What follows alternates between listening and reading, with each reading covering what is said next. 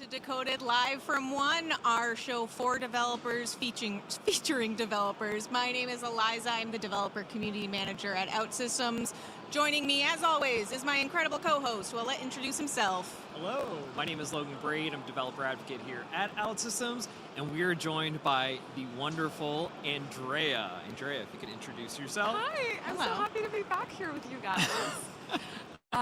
My name is Andreia. I'm a manager of community at OutSystems. I basically have the pleasure and honor of managing our relationship with the developer community, everyone who's here at One, put together amazing events like these, and just get our community excited to build a career and a journey with OutSystems.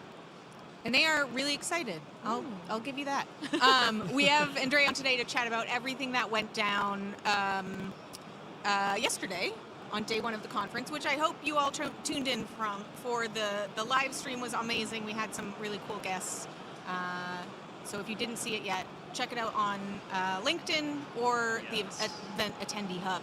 But before we get into that, we should chat about what to expect from today, Decoded live from One.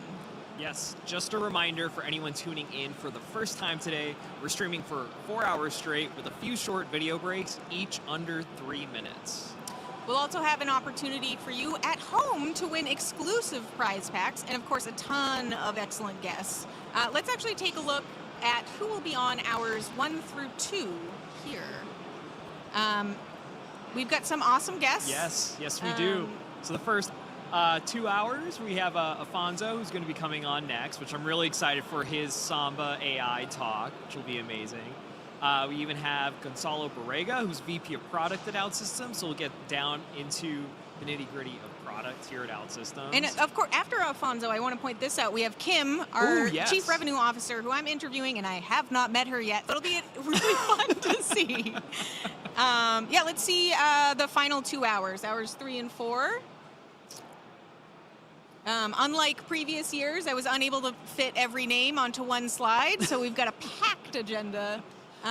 Some really cool speakers in hours 3 and 4. Yes, so we have one that I'm really looking forward to is Faraz. Your interview with Faraz, I think, will be very cool because he is also does his own podcast. Yes, we have a podcast professional joining us. That's exciting. Yes, for sure. And then we also have Joao Lopez, who's an expert at Team Resilience, which I'm looking forward to that interview as well. And then, of course, after that, we have our trivia. And we cannot forget about the trivia. Now, it is important that we say this. We will be giving away at least 3 prize packs to trivia participants, but it will be a random drawing from all the participants, not based on who won. So if you win, grab a screenshot for bragging rights, but it doesn't necessarily mean you will get a prize. Yes, that is true. What are the questions themed around this year?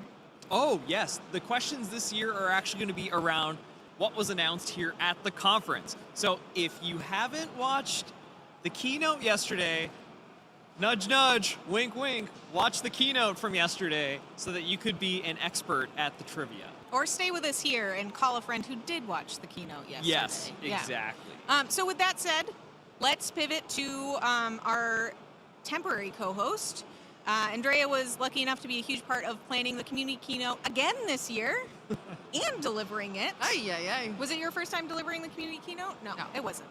You're just always on the slides. I really tried to be humble right now. Maybe it didn't come off that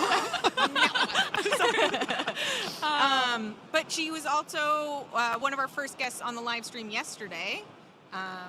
She is lucky enough to be back in the chair. Privileged. Yeah, I'm loving it here. I would love to know what some of your favorite moments from day one are. How much time do we have? I'm kidding. Like 5 minutes, unfortunately. Oh my God. Okay, I'm gonna talk very fast now. So the keynote was indeed amazing. We had so many demos.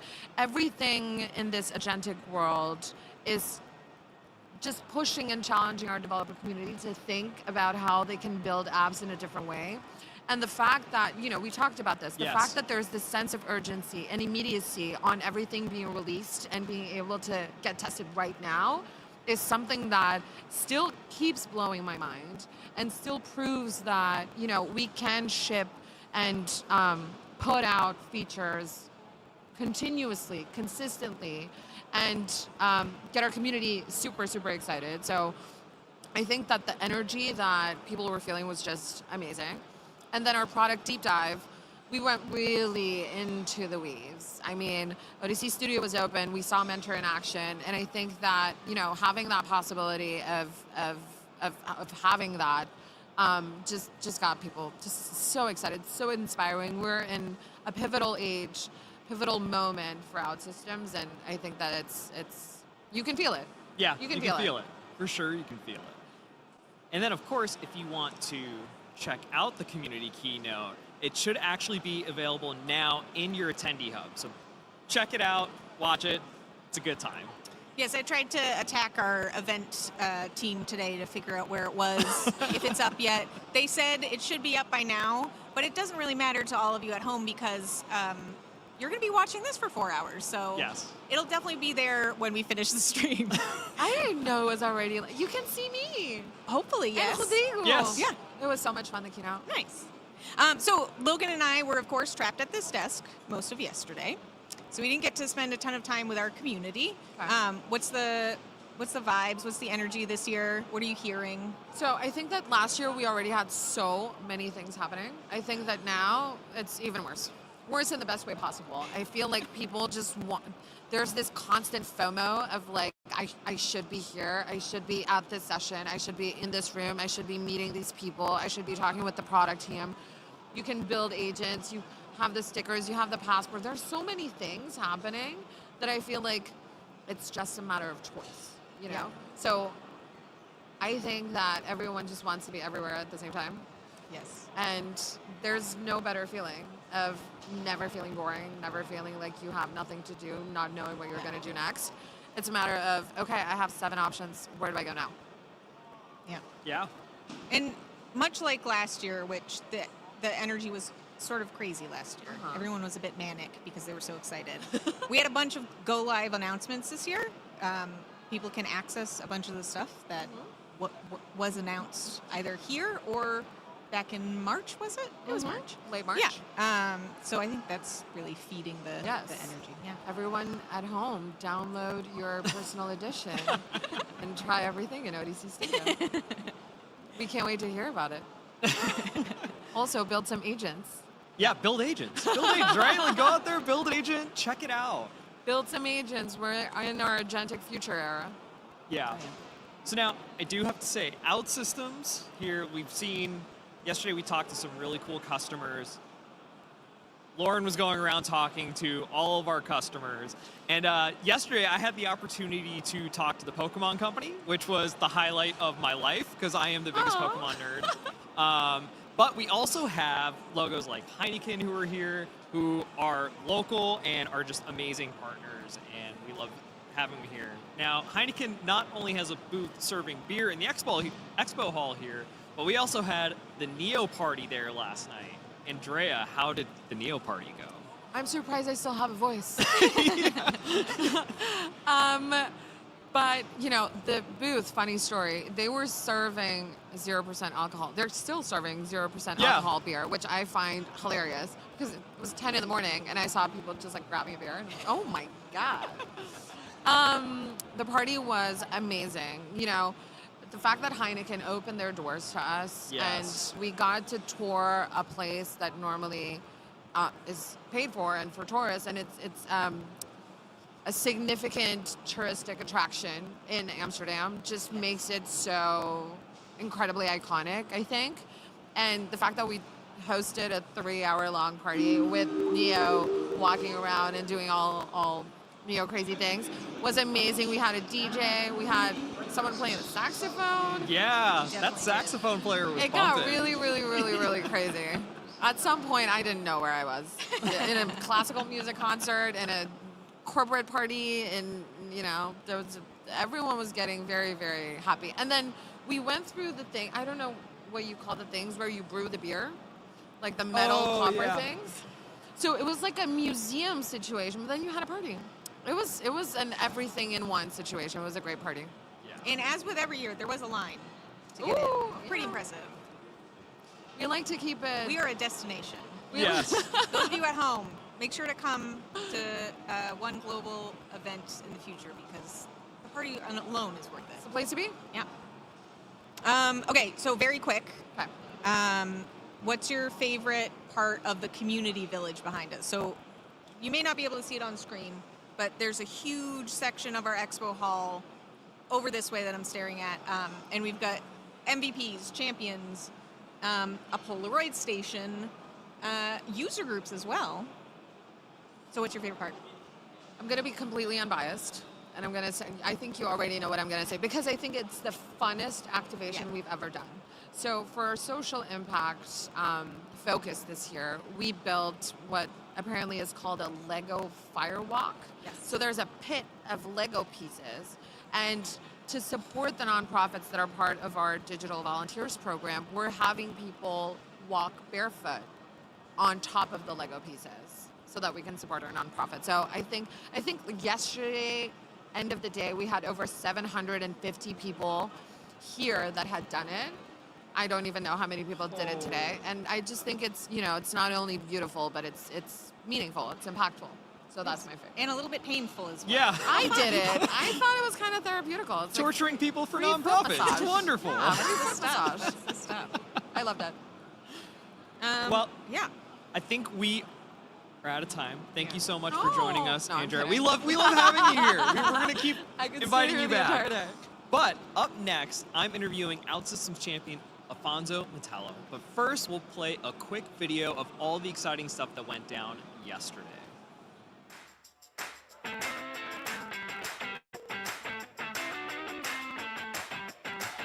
Everyone, please welcome OutSystems CEO, Woodson Martin. Wow! Good morning, Amsterdam! Welcome to ONE.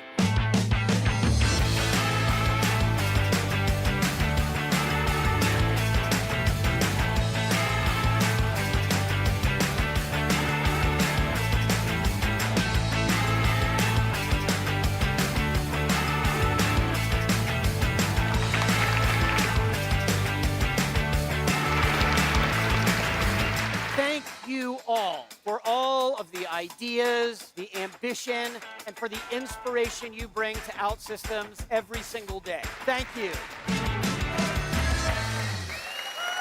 Thank you.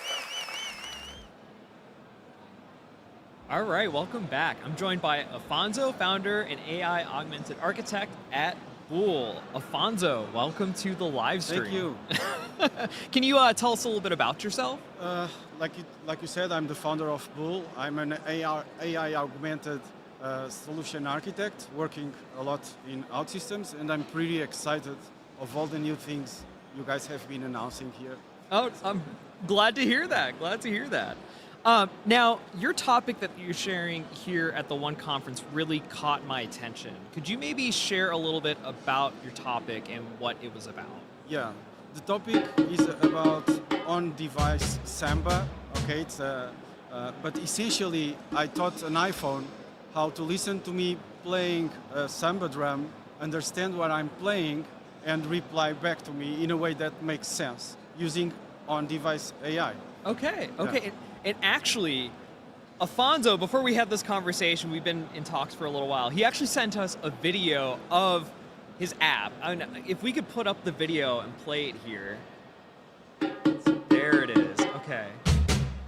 So I don't know if you could talk us through kind of what's happening on screen I think right now. it speaks for itself. It has sound, the video, so Yeah, okay.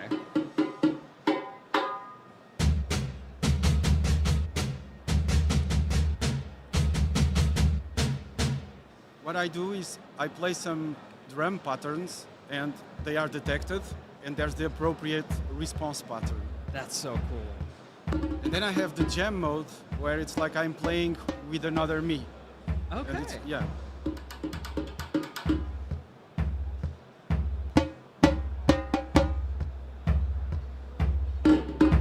So all on device, no cloud, Yeah. two local models. Two local models. Okay.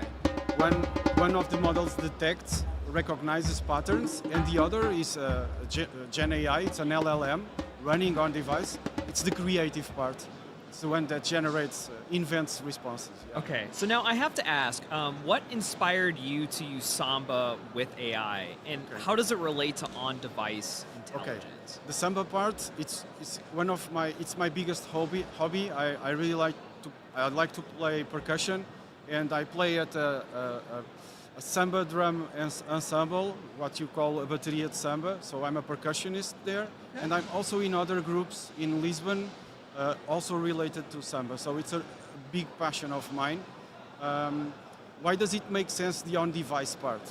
So I did this app for me, and when you are playing music, for it to make sense, you have to have zero latency.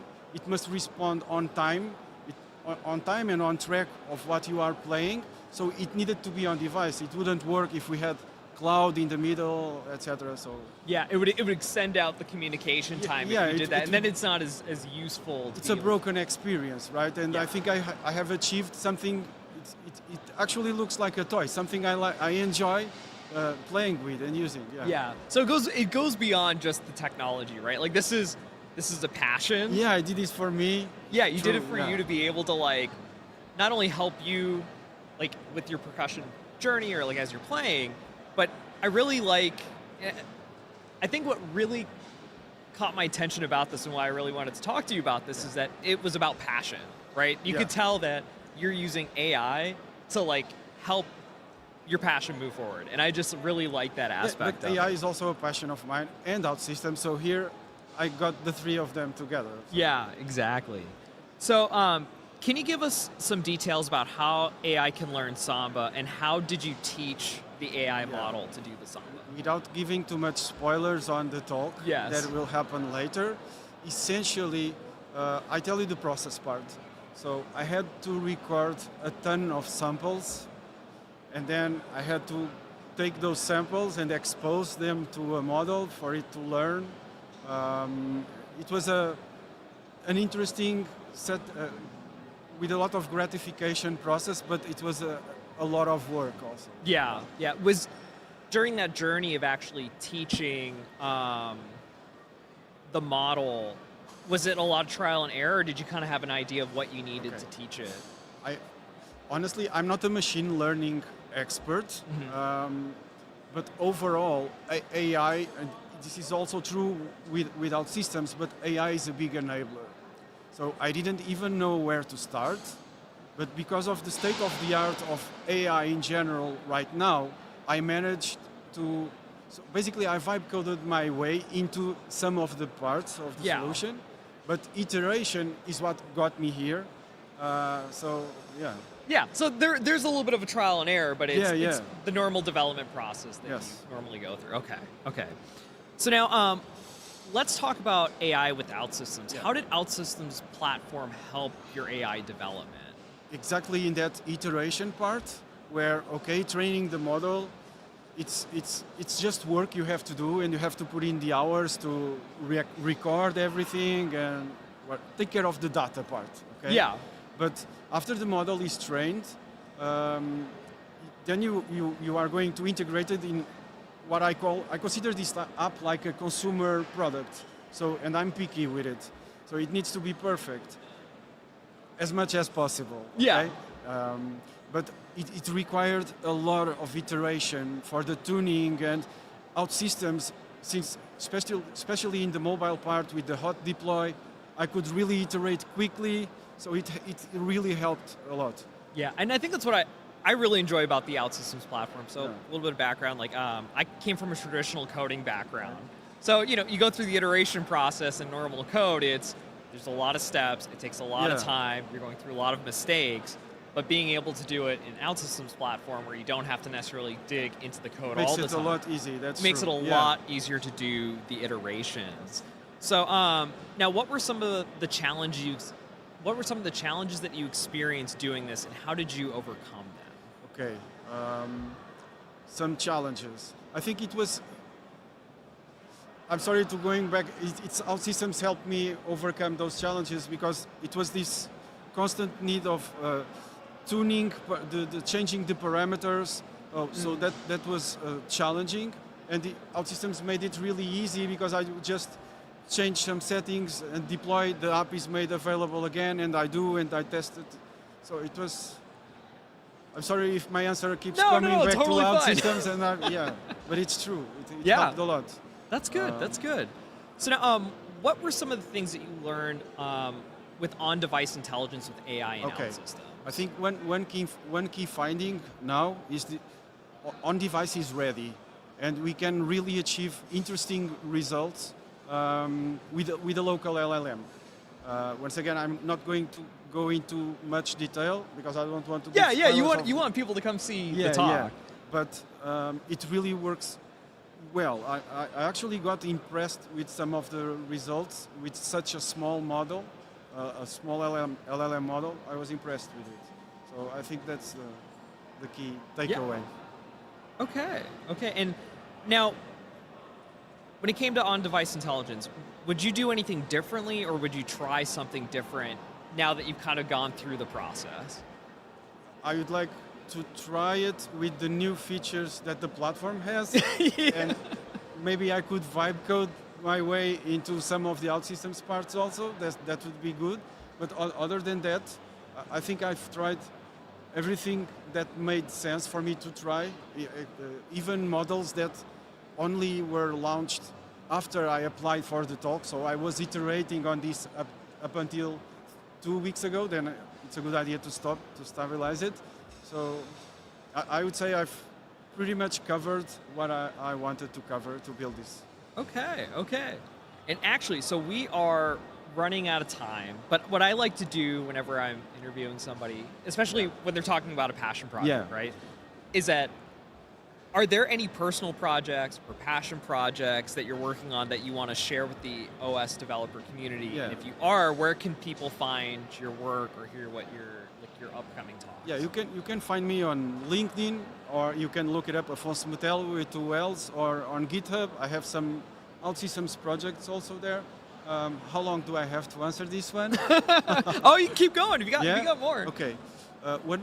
Like I told you, I consider AI to be, and I'll make it short. Okay, I consider AI to be a real enabler that really gives a huge boost of productivity. Also, when you work in OutSystems. So, I launched a Forge component recently called Impact Benchmark to measure what's the impact AI is going to start having on the productivity, not of developers, but of factories as a whole, since we are introducing AI-assisted development. This is another more serious passion project of mine, more a thought leadership exercise, if you like. Yeah. So, and if I'm that's the one I'd like to talk about. Yeah. That's good to know. Well, Afonso, thank you so much for coming on. Thank you for having me. Yeah, and talking about your project. I love hearing about passion projects Yeah. and like seeing how tech can be used to help with passion projects. So I was really excited to talk to you about this. But up next, we're going to have Eliza back in the anchor chair with OutSystems Chief Revenue Officer, Kim Seabrook. We'll be back after this very short video.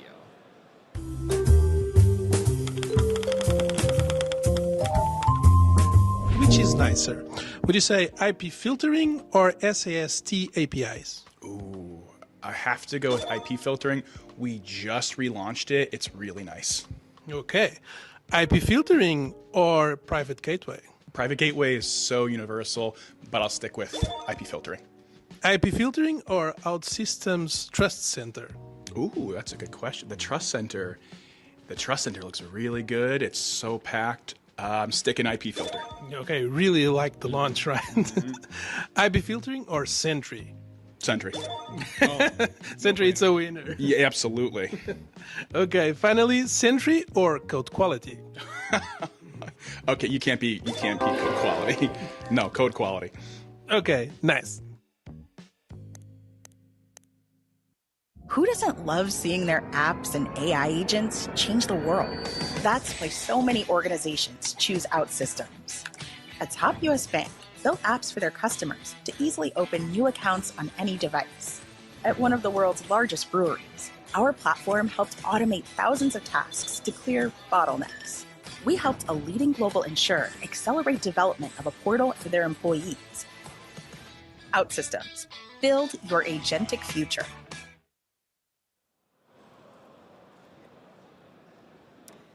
Welcome back. Joining me now is Kim Seabrook, Chief Revenue Officer for OutSystems. Kim, welcome to Decoded and your first official intro to our developer community. Oh my gosh, I'm so happy to be here, Eliza. Thank you so much. Our developer community is so amazing. The energy is so high. They're so important to us. So I'm very happy to be here. Yeah, one of my favorite things is bringing out new leaders of the company to the Global One events because everyone's like, oh my gosh, this is amazing. Yeah, it's really cool. So we saw you at One Miami, correct? You did. Yes, so that was not quite to the level of our Global One events, but it was really, really cool. It was still exciting. It was awesome. I was just, I had joined the week before. And so coming to the One conference in Miami was absolutely extraordinary because it really validated my decision.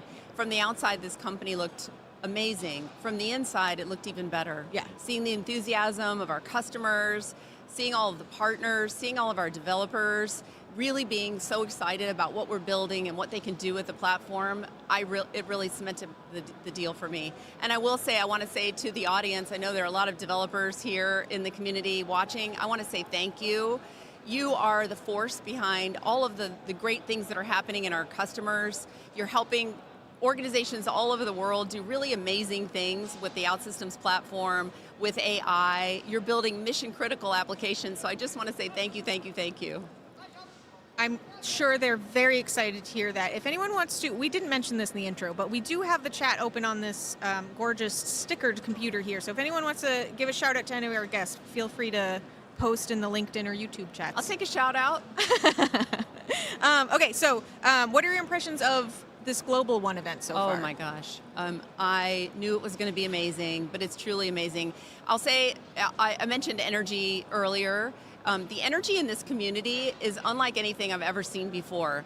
I think part of that is that people feel truly empowered. Like we've given them the tools, but it's really allows them to unlock what their creativity and their intelligence and really build something that matters.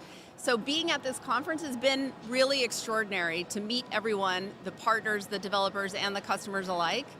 I think also, as you've probably talked with a lot of your guests, the announcements were extraordinary. We're doing so many new things. I was just amazed by the stream of new things that we're offering, from sovereignty to legacy modernization to opening up OS 11 to agents. I mean, I think you could tell by the room reactions as we launched each thing. There were a lot of cheers in the crowd. There was a lot of, we would announce something and then there would be a huge murmur running throughout the crowd. And so I was like, wow, this is really hitting. And then afterwards, to talk to people after the keynote, and I would ask them, what hit for you? And they would have a long laundry list. They're like, we've been waiting for this. We're excited about this. This is going to change everything. So I just have to say, it's the feedback. Not only is this a premier event, it's beautifully done. We worked very hard at it, but it is the people here that have really helped me to understand the power of doing something like this. Yeah. Now, unfortunately, it's mostly our European attendees because with the Middle East and the war in the Middle East, it's been hard for people to travel. But we have learned there were thousands and thousands of people in the online version. So the interest is extraordinarily high. Yeah, it was really fun to do the little live stream yesterday. And I'm very proud of myself that I had to say the phrase digital sovereignty seveul times. Digital and I did not sovereignty. add it's an extra a syllable mouthful. Anyway. Yeah, it was Eliza, wild. you're doing great. Thank you. You're an amazing host. Thank you.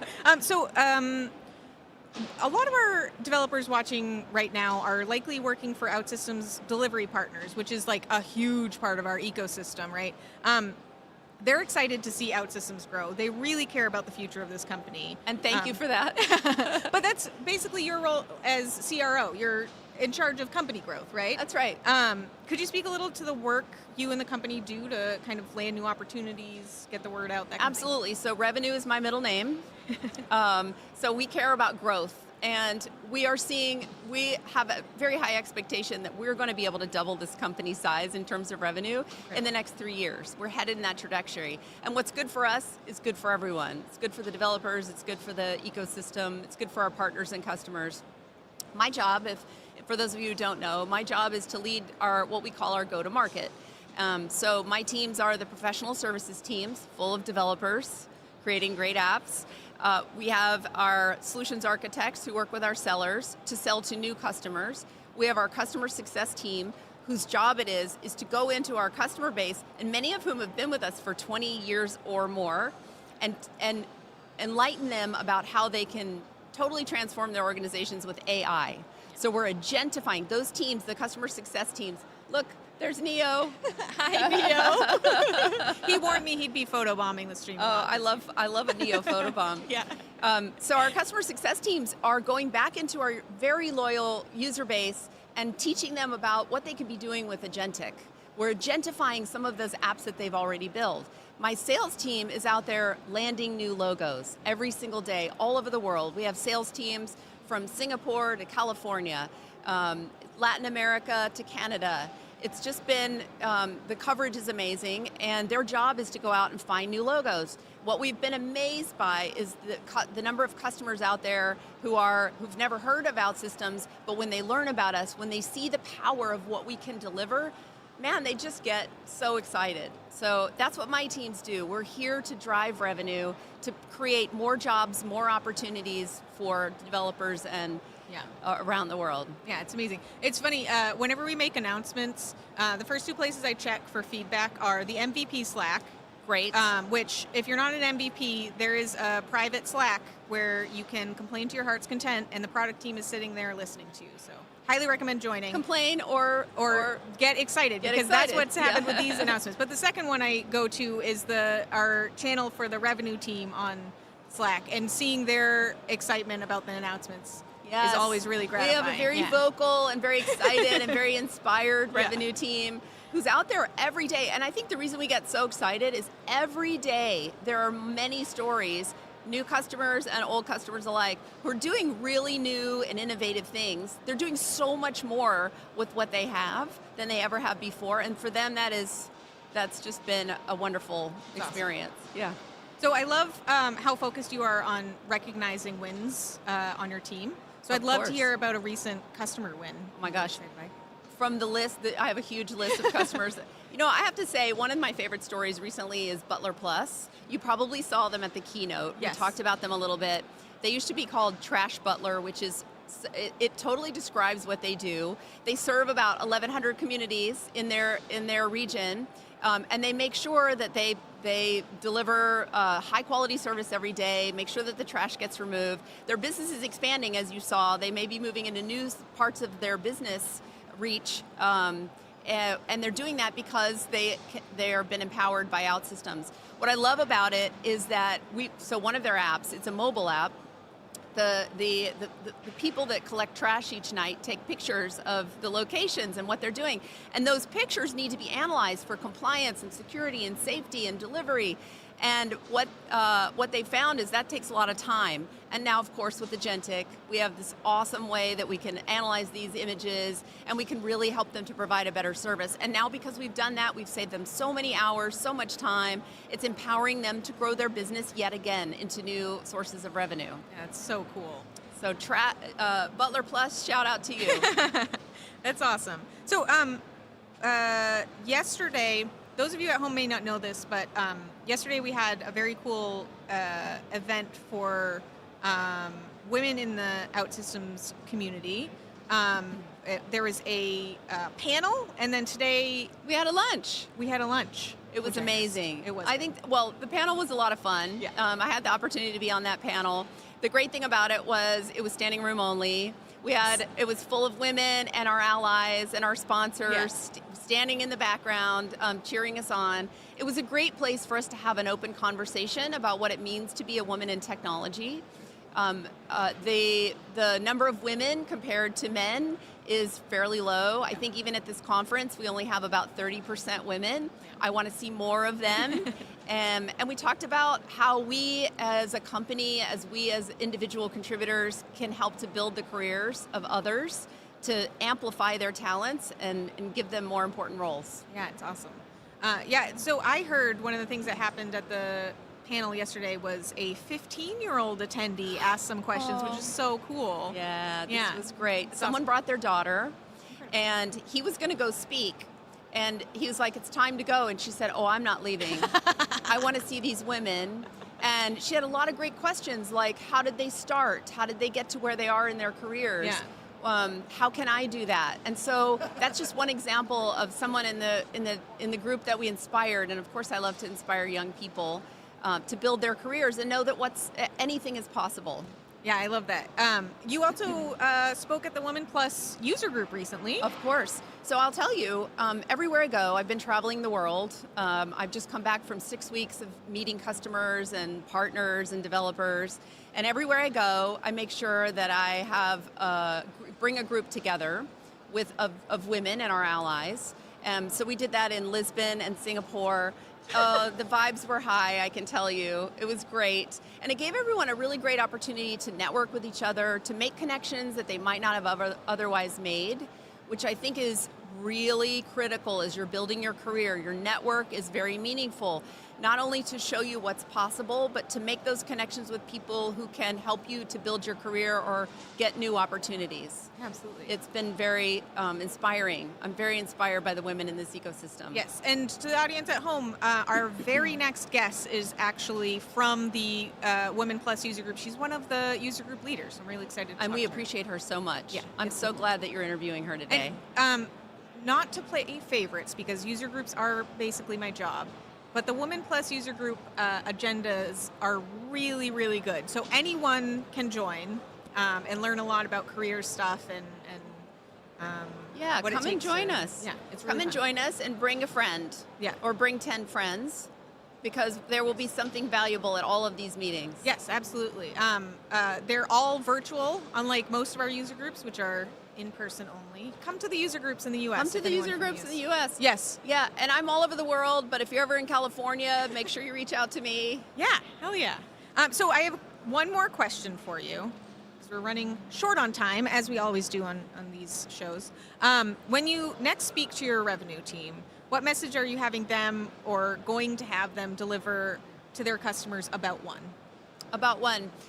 There's so many messages, but here's what I'd say. I'd say show them what we can do. Show them the power of the platform, and show them AI. Make sure we start with AI, because everyone needs it. And right now, everyone's struggling with how to create real value in their organizations with AI. And simply going to the frontier models won't get it done. It won't operate at scale. It won't operate with security and compliance. So show them what you can do, and we can show them very quickly. We can walk in, learn what an organization needs, and your developers know you can prototype so quickly. You can deliver to them exactly what they're looking for in a very short period of time, and give them something that they can deploy. Yeah, I love the sort of background of OutSystems was attempting to do some rapid prototyping, and now we rapid everything. Rapid everything. It's great. Rapid and safe, secure, and compliant. Yes, compliant and governed. And governed. Yes. Yes. Well, thank you, Kim, for joining Eliza, us. our time is too short. I would love to talk to you more. It was great finally meeting you. Thank you. Backstage, I did get to meet her before we went on here. Up next, I will be joined by Marlies from our Women Plus user group. Thank you for having me. Thank you.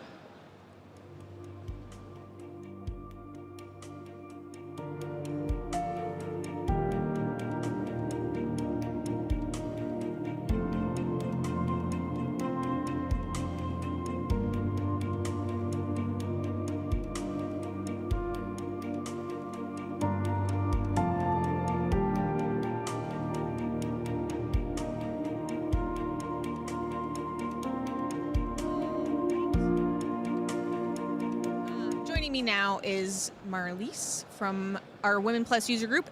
One of how many leaders are there of the Women Plus user group? With 3 leaders of the user Three. group. Okay, Yeah. so Marlies is one of our 3 leaders of our Women Plus user group. She's also an architect and certified trainer at Transfer Solutions. Transfer Solutions, yes. Really. Very cool. And are you local to the area-ish? Yes, I live in the Netherlands, but it's a 2-hour drive to come here. But I sleep in my own bed tonight and last night, so I'm happy with that. Yeah. That's very nice. So you've had a very long career in IT, which makes you a great mentor to the Women Plus user group, of course. What brought you to OutSystems, and what work do you do right now? I'm happy to work with OutSystems. Before I worked with OutSystems, I worked with Oracle, defining databases. And later on, I was a tester. And when I was a tester, I had to write down exactly what was wrong and how to reproduce it, and had to wait until it was finished. And now in OutSystems, you can see something doesn't work, you fix it, and it immediately works. And the whole process of working with OutSystems is that you can fix it, everything immediately, and at business value at the moment you need it. So when I first worked with OutSystems, a month or two, I said I'm really in love with OutSystems. It's so great, and that's 8 years ago. That's amazing. We have quite a few veteran MVPs, but 8 is quite a long time to be with OutSystems, so that's really cool. Yeah. So if someone is getting started with OutSystems for the very first time, what do you recommend they do first? Start by doing. Just do it and make mistakes and hope to fix him and get assistance from an older, senior, experienced developer. But don't be afraid to start working with it. You don't need to have all the certificates, you don't need to have experience. You can start immediately and you can make something. You can make something very quickly, and even now with AI, even more quicker. So it's really nice. You can start immediately. Yeah. We have some various trainings online, but yeah, everyone says if you're not hands-on with it, trying to solve a problem that you actually need to solve, the training is not going to get you there. So yeah, get in there. Yeah. Download a personal environment. Absolutely. We are talking about the Women Plus community at OutSystems with a few of our guests today, including Kim, our previous guest. But you're, of course, a major player there. Can you talk about the user group and what you do for it? Yeah, I do it together with Ines and Mariana, of course. She both cannot be here. Ines just had a baby, and Mariana is all the way from Portugal, so it was too far to come. But I really must emphasize I don't do it alone, only with those two wonderful ladies. What we do is we want to support and we want to inspire other women in OutSystems, not because we think they need it, but because it's some extra that we can give them to be more stronger. But look around. Fortunately, there are a lot of women, but it's not the half of the people who's a woman here. Yeah. So it's really nice. We are also always few, but we need to support each other. And 20 years ago, there was a Secretary of State in the USA, Madeleine Albright, and she said there's a special place in hell for women who don't support other women. Sure. And maybe that's a little bit exaggerated, but I think there's really a big truth inside that. I always want to support the other women, if they need it or not. Sometimes they don't need it, but yeah. That's what I've seen some folks in the chat that are new to OutSystems, so hopefully they take that advice you gave earlier, and some women in the chat, so hopefully you join our Women Plus user group. What's an example of a speaker at the user group that you think really made an impact? We had several interesting speakers, but one that made really impact is, I think, what all women are thinking, but maybe are afraid to say. And I see it also from my friends who are also women, also working in high places, is the imposter syndrome. Yeah. Every woman has a little bit or more of the imposter syndrome. What am I doing here? Am I really capable of doing this?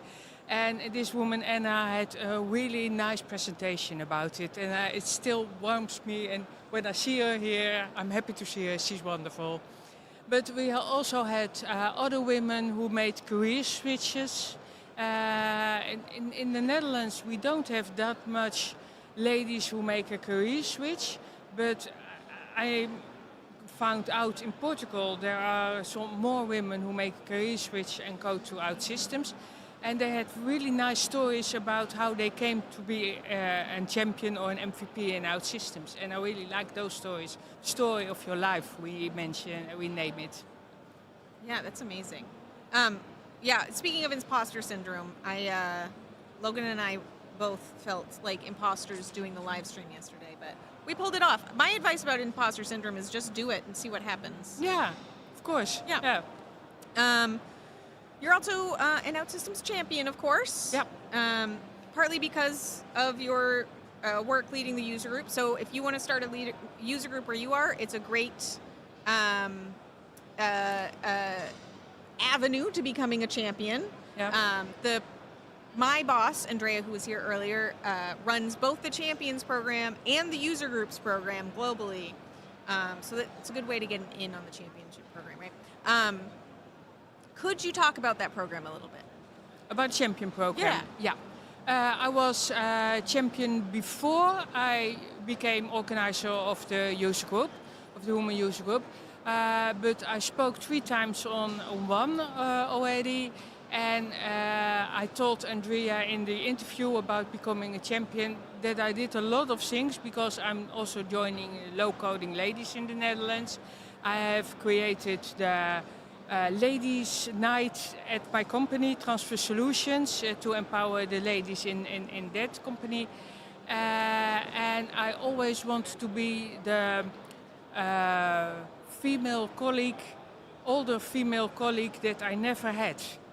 And I just spoke to another lady who is also here, and she said she was very happy that I was her older female colleague, and she's still working with OutSystems. And I see her every time here. She doesn't live in the Netherlands, so I think that is what I want to give to other women and other men, of course, also when they need it. Yeah. Giving a little career advice is one of the most rewarding things you can do. I just want to say, someone in the chat, Felipe, says, everyone speaks well about Marlies. Congrats to her, Mariana, and the woman OSUG. That's our acronym for great. OutSystems User Group. Great. Good to hear. Thanks for saying hello, Felipe. All right, that's almost all our time. But I did want to ask one more question. I heard you're using Mentor, OutSystems Mentor, in a really cool way. If I'm also a mentor, yeah? No. The Mentor, the feature of OutSystems, the platform. Oh, the Mentor. Yes. Oh. This is tough to pivot from mentorship to talking about Mentor. Yeah, Mentor. Yes. Yeah. Okay. Yeah, it's difficult because they have almost the same names, just like server actions and service actions. And so, I do think we talked about this on the Decoded stream last year. We had an OutSystems mentorship program. Yeah. Through, I'm also part of that. Through the MVPs and champions. Yeah. It's really cool. It's on ADP list, correct? Yeah. That program existed before they named Mentor. Yeah. And so, once again, they're stealing cool names from DevRel programs. But yeah, talk about the Mentor. Yeah. Talk about I'm currently working on a project. I'm the tech lead of it, and together with an AI specialist, we need to rebuild another system that was built in C#. We had the old coder, and we have created a whole farm or a whole farm of agents, which are at the end putting things in Mentor via Mentor into Odyssey. And I'm busy for how do we use Mentor to create our OutSystems application. And we started it about 3-4 weeks ago. And first I was thinking, can we do that? And I'm sure we can do it. And we had already great results with it. But in the beginning we were struggling what to say exactly to Mentor Studio to get the good response. But we can do it now. And I'm very curious about what will be the result. Will we have a quality of 80%, 90%? My AI colleague said we can create 100%. I'm a little bit pessimistic, but when we could create 95%, that would be really nice. And then we fix the little parts, and then we have a complete application in less than we planned. So I hope that will work. It's really, really very new, very nice to be part of this project. Amazing. That Yeah. sounds really, really cool. I'm excited to see how it turns out for you. Hopefully you'll talk at ONE in the future about how successful it was. Yeah, who knows? Well, thank you, Marlies, for joining us. Thank you. This was Thank you. great. Up next, I'll be joined by Ossama, the first of many ONE speakers joining us today.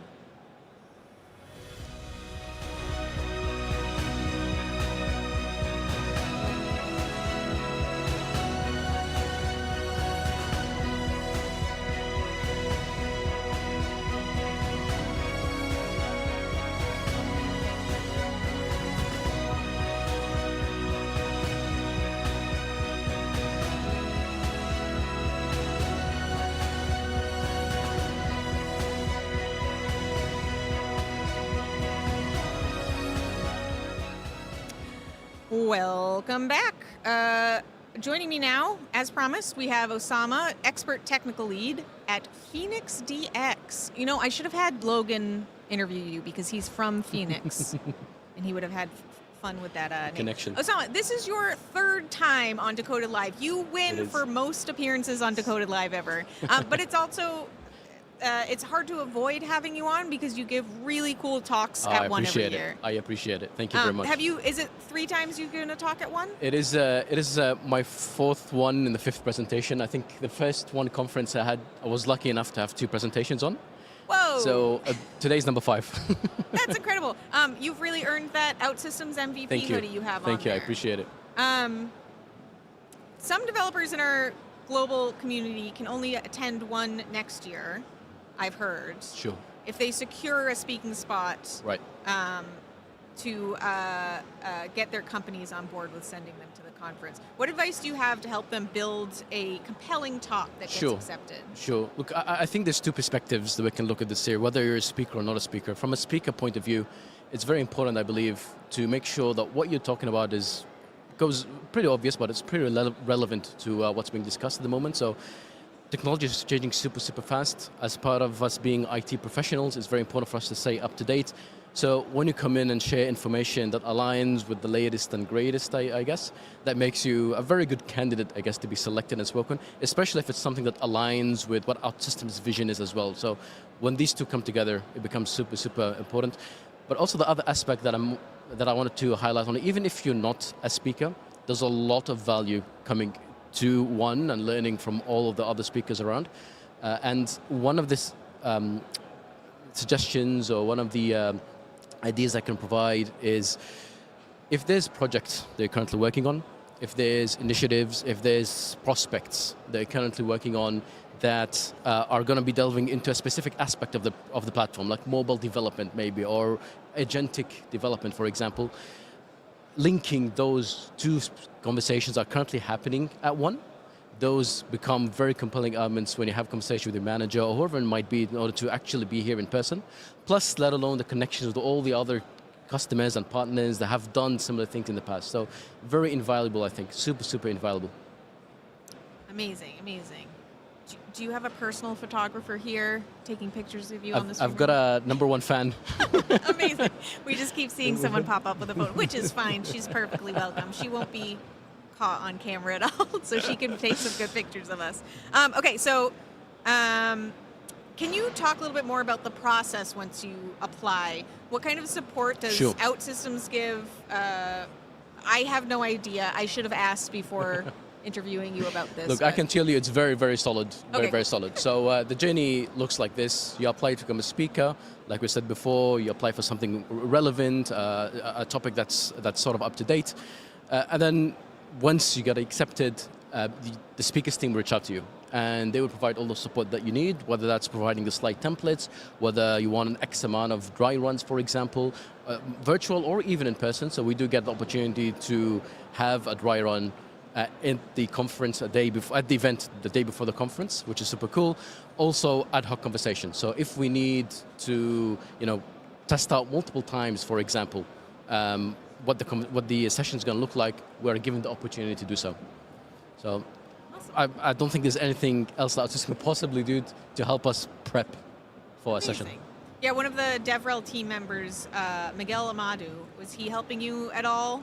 Miguel from But he's the best. He's the best. Miguel, I mean, there's not enough words to describe how patient he's been with me, because I tend to change and update my what I want to talk about the closer we get to the event. And actually, as a matter of fact, the session that I'm having this afternoon, just yesterday, I decided that I want to bring on a guest.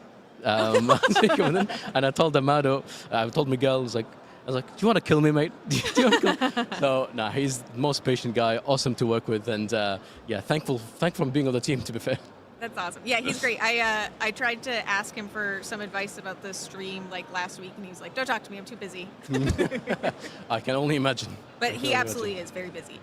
So talk about that presentation later this afternoon. Sure, what are you sure. talking about? So a couple of years back at PhoenixDX, we worked with Victoria Police to develop a new application for the penalty infringement notices. So for a little bit of context, in the state of Victoria in Australia, Victoria Police used to issue infringements on pen and paper. So when they would stop you on the side of the road, they'd actually pull up like a big notebook and they would write the infringement for you.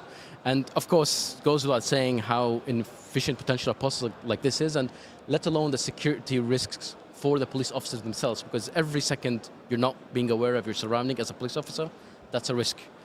So we've come in and we've established a digital factory at Victoria Police, which started off with an application, ePINs, which is the electronic penalty infringement notices, essentially a web and mobile application that enables police officers to issue these infringement notices under 2 minutes. So in the session, I'll be talking about a bit of that story, and I'll also be talking about some of the decisions that, from a business and from a technical perspective, that were made in order to, which resulted in the success that it did in Victoria Police. Nice. So looking forward to that. That's awesome. So I'm sure the recording of that will be available on the OutSystems website at some point in the next month or so. I say this on Decoded every year. I can never get them to tell me exactly when things are going to get posted. Well, it's good that this year, I know these kind of sessions aren't recorded, but it's good to see they've got a live stream, because all of the key sessions, cool. Yeah. all of the key sessions that have been discussed are accessible immediately. So that's pretty cool. A lot of the sessions are already posted in the attendee hubs, the main stage sessions. So after you leave this stream in 3 hours, stay with us. Awesome. You can check out some of the keynotes. So speaking of your fan club, I think PhoenixDX has just 3 attendees here this year. Did you all come from Australia? We did. We had also a member, and a shout out here to Jula, who was supposed to also join us as well, but had a little bit of difficulty in order to do so. We like to be here in numbers, and we like to be on the ground and connect and network with colleagues and friends. So yes, this year only 3, but we like to be on the ground. We want to be here as the biggest amount of numbers as possible. That's awesome. What briefly? Sure. For those of your colleagues that didn't make it, and maybe didn't turn into the live stream yesterday, which is fine.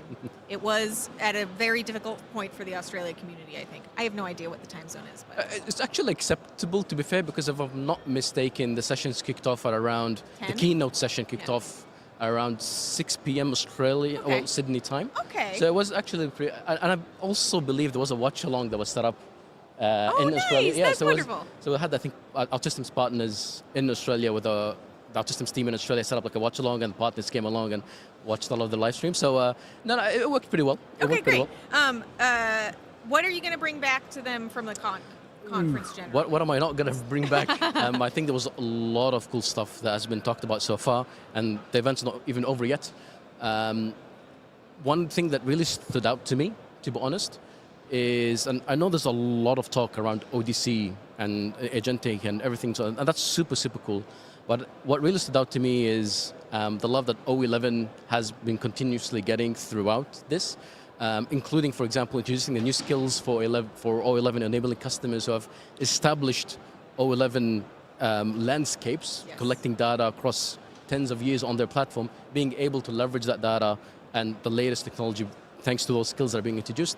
So, and this is going to be applicable to, I think, the majority of customers who have long established factories on O11. So that's something that really stood out to me. But of course, let alone all the other stuff that has been introduced from a mobile UI perspective, from an agentic perspective, from a legacy modernization perspective, that's going to be a critical one for us as well. There's going to be a lot. There's going to be days and days worth of playback and lessons learned and enablement internally for like within. That's the awesome. I'm so excited. Jason Wong says Ossama represent. Is he a stranger to you or one of your colleagues? Definitely not a stranger. Okay. Definitely not a stranger. Thank you, Jason. Thank you, Jason. Well, thank you so much for being with us. This was great. It's probably time to add experienced podcast guests to your resume. Awesome. I'm sure we'll see you again next year. Awesome. I'll be looking forward to it. Yeah, awesome. So up next, we have a block of 3 awesome OutSystems team guests. First, 2 speakers from the product team, then our Vice President of AI, very cool title, and finally my colleague Sneh, who will be on to talk about social impact. But first, we'll play a quick video so Logan can scramble back in here to the host chair.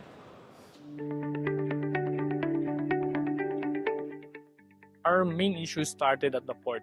Passenger ferry relies mostly on the government infrastructure. Most of the time, the problem would be the long queue lining up in, especially in Batangas port, especially during the holiday season. We started planning how to handle what would be the challenges or the changes or the behavior of the ferry passenger.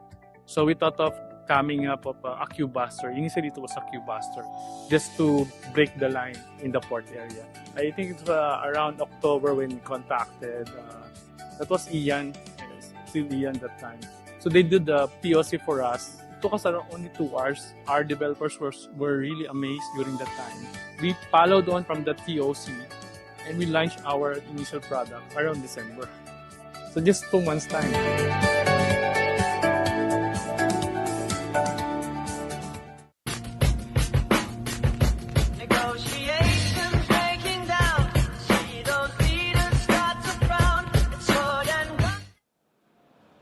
All right, welcome back. I'm joined by Don and Christian, who both work at product here at OutSystems. Don, Christian, welcome to the show. Thanks very much. Could you guys please introduce yourselves? Yeah, hi there. I'm Don Mowbray. I'm part of the product team here at OutSystems, working on primarily on ODC self-hosted. Oh, okay. Hi everybody. I'm Christian. I'm based in Madrid, and I'm also in the product team. But I'm a little bit closer, let's say, to the engineering team. I'm working as a kind of product owner. Oh, okay. So both of you guys are speakers here at ONE this year. Do you guys, could you maybe tell us about your talk? Do you guys share a talk? Do you have your own separate talks? Sure.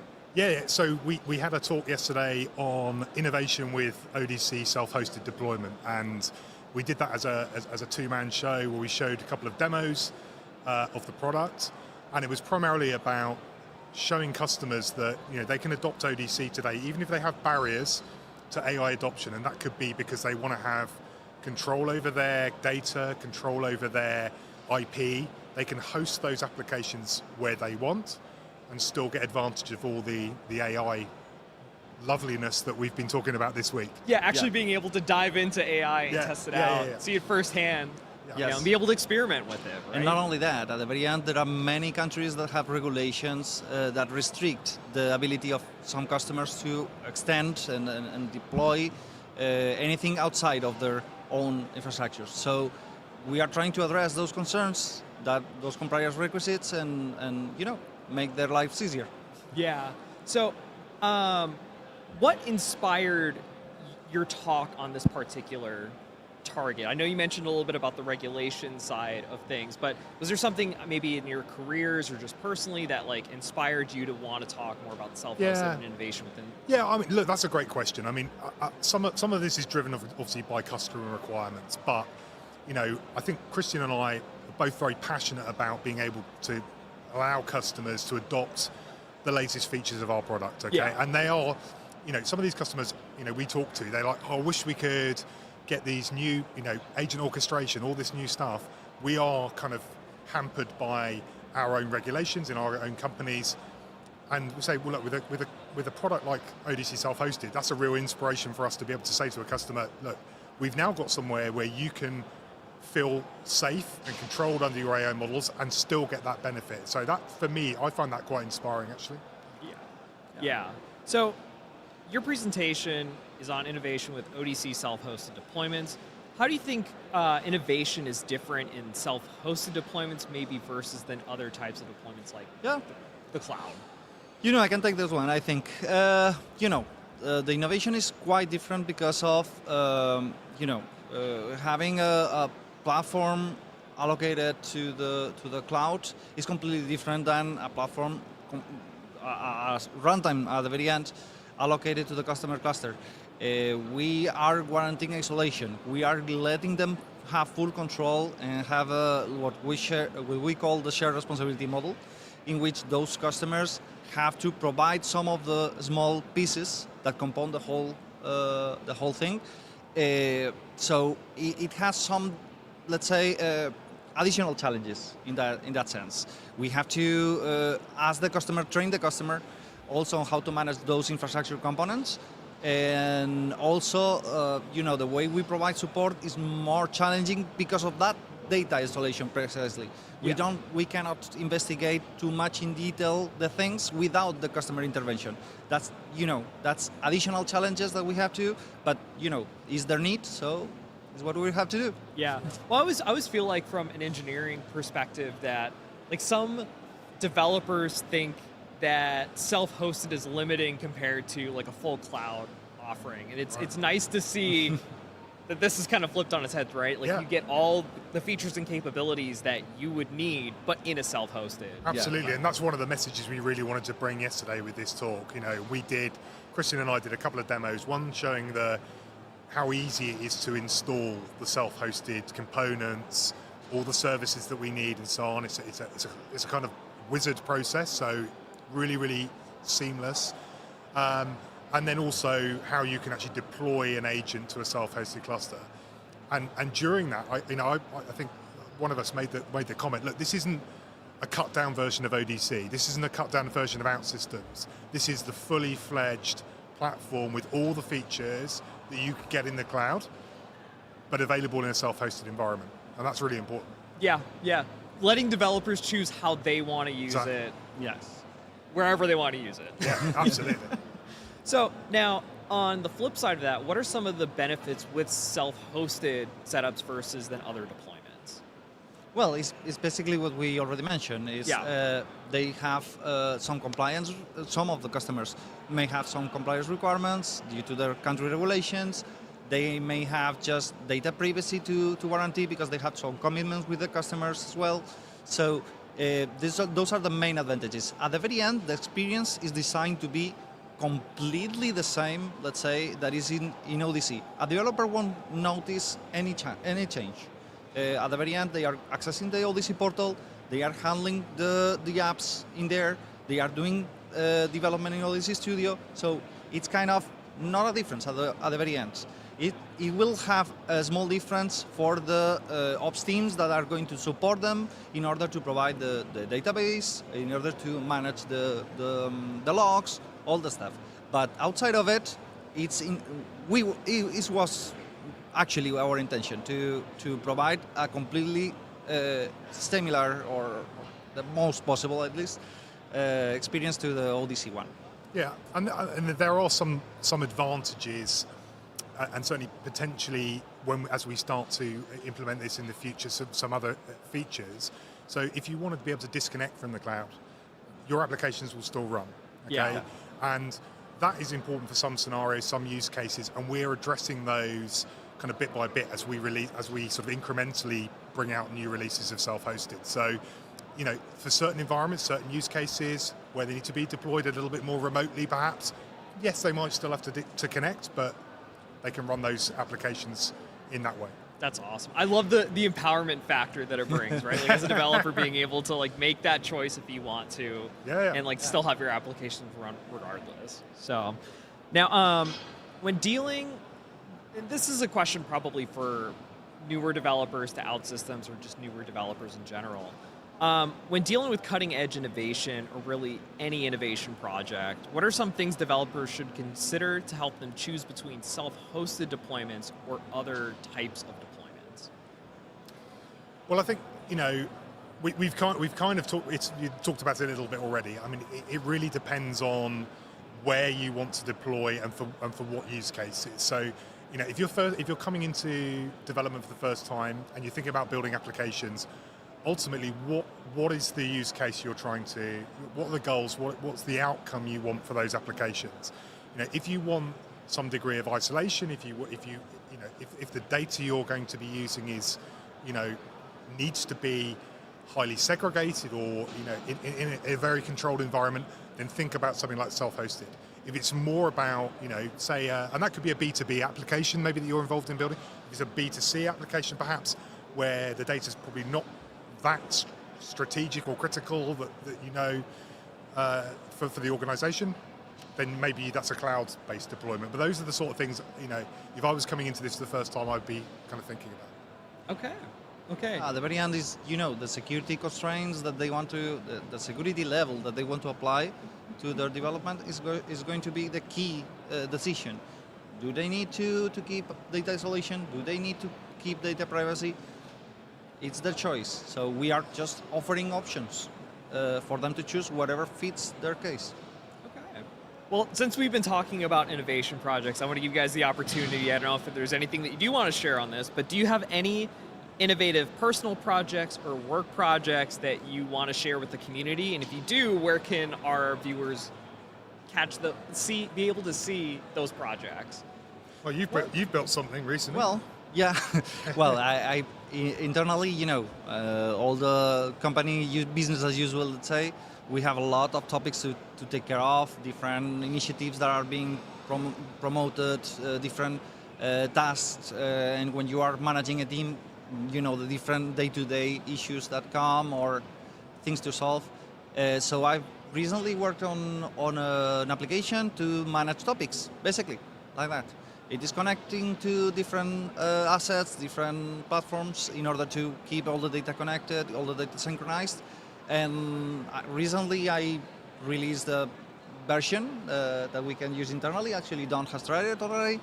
And it's something that we are glad to improve the experience, not only outside, not only for customers, but also internally. Okay. Well, Don, Christian, thank you guys so much for joining me today. It was awesome to have you on. Thanks, up next, I'll be joined by Gonçalo Borrêga, VP of Product.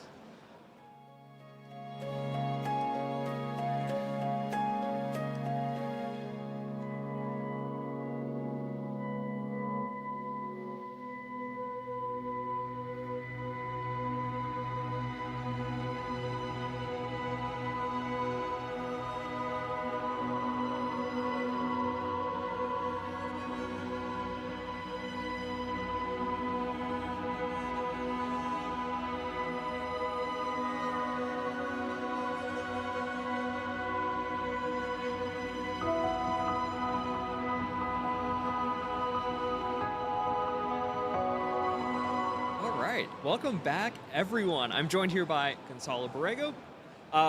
Welcome to the show. If you could please introduce yourself for the crowd. Yeah, my name is Gonçalo Borrêga. I'm VP of Product for AI and App Dev here at OutSystems. Been here for quite a bit.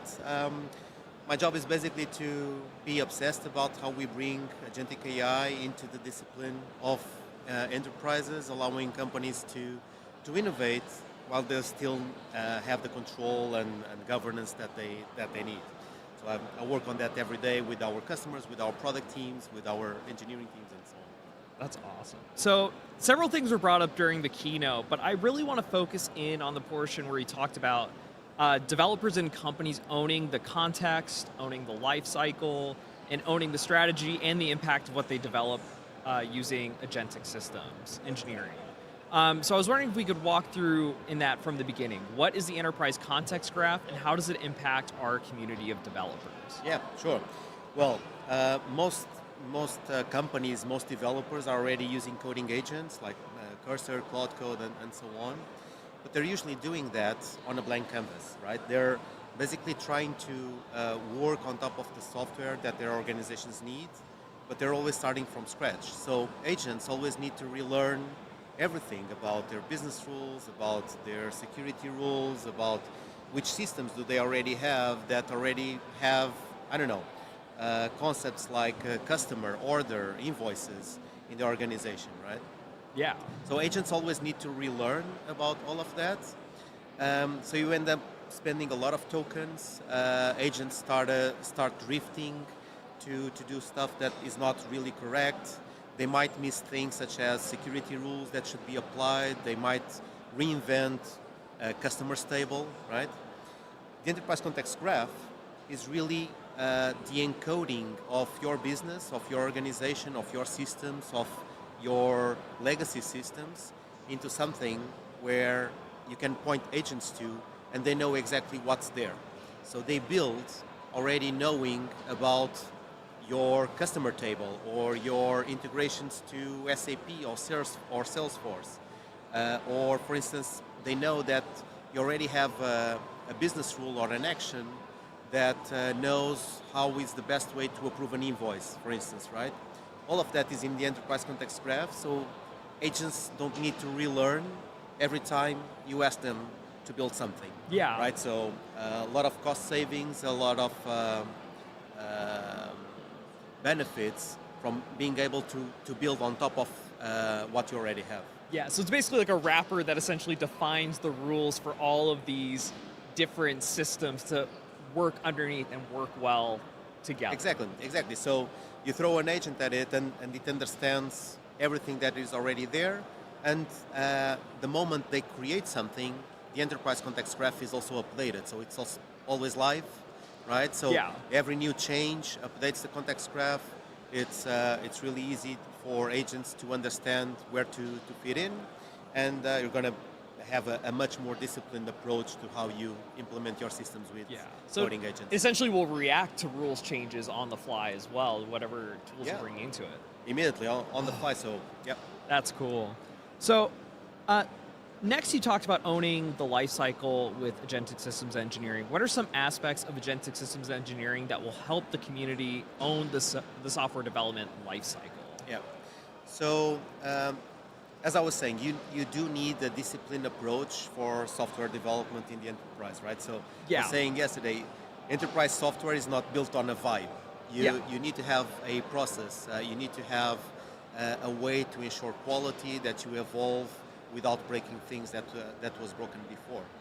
And that means that you need to have a structured approach to how you engineer systems. You need to have an engineering approach. Yeah, you still need the discipline. Exactly, that's it. The core is the discipline, right? So what we're doing is we're making that discipline that was always there in the OutSystems platform available for any coding agent to be put on top. So 3 things about how we see that engineering systems is really important in the enterprise.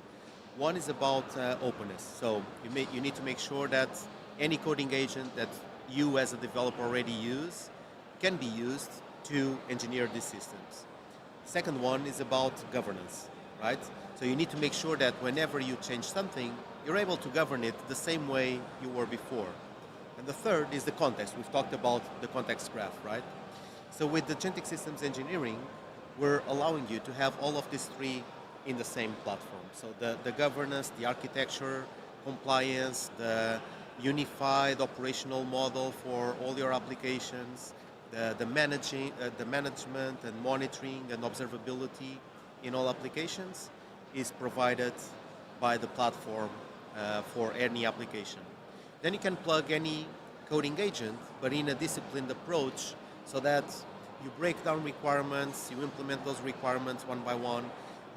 The 20 plus specialized agents in Mentor, they're able to understand exactly what's the best way to implement something on top of the architecture that you already have. And it all goes into the OutSystems platform, where the life cycle is always centralized, governed, and so on. Yeah. So one of the other things that was mentioned in the keynote after that was the agentic enterprise orchestration piece and owning the strategy. So what inspired agentic enterprise orchestration, and how does OutSystems bring this orchestration together? Yeah. So what inspired is really the fact that we don't have one agent, we don't have 2 agents. We're going to start having hundreds of agents in the organization doing different tasks, right? And most of them, they're going to be calling other agents. Agents that you could have built yourself, agents that could live in Salesforce, agents that could live in some other platform, right? Yeah. And the enterprise needs to take that in, right?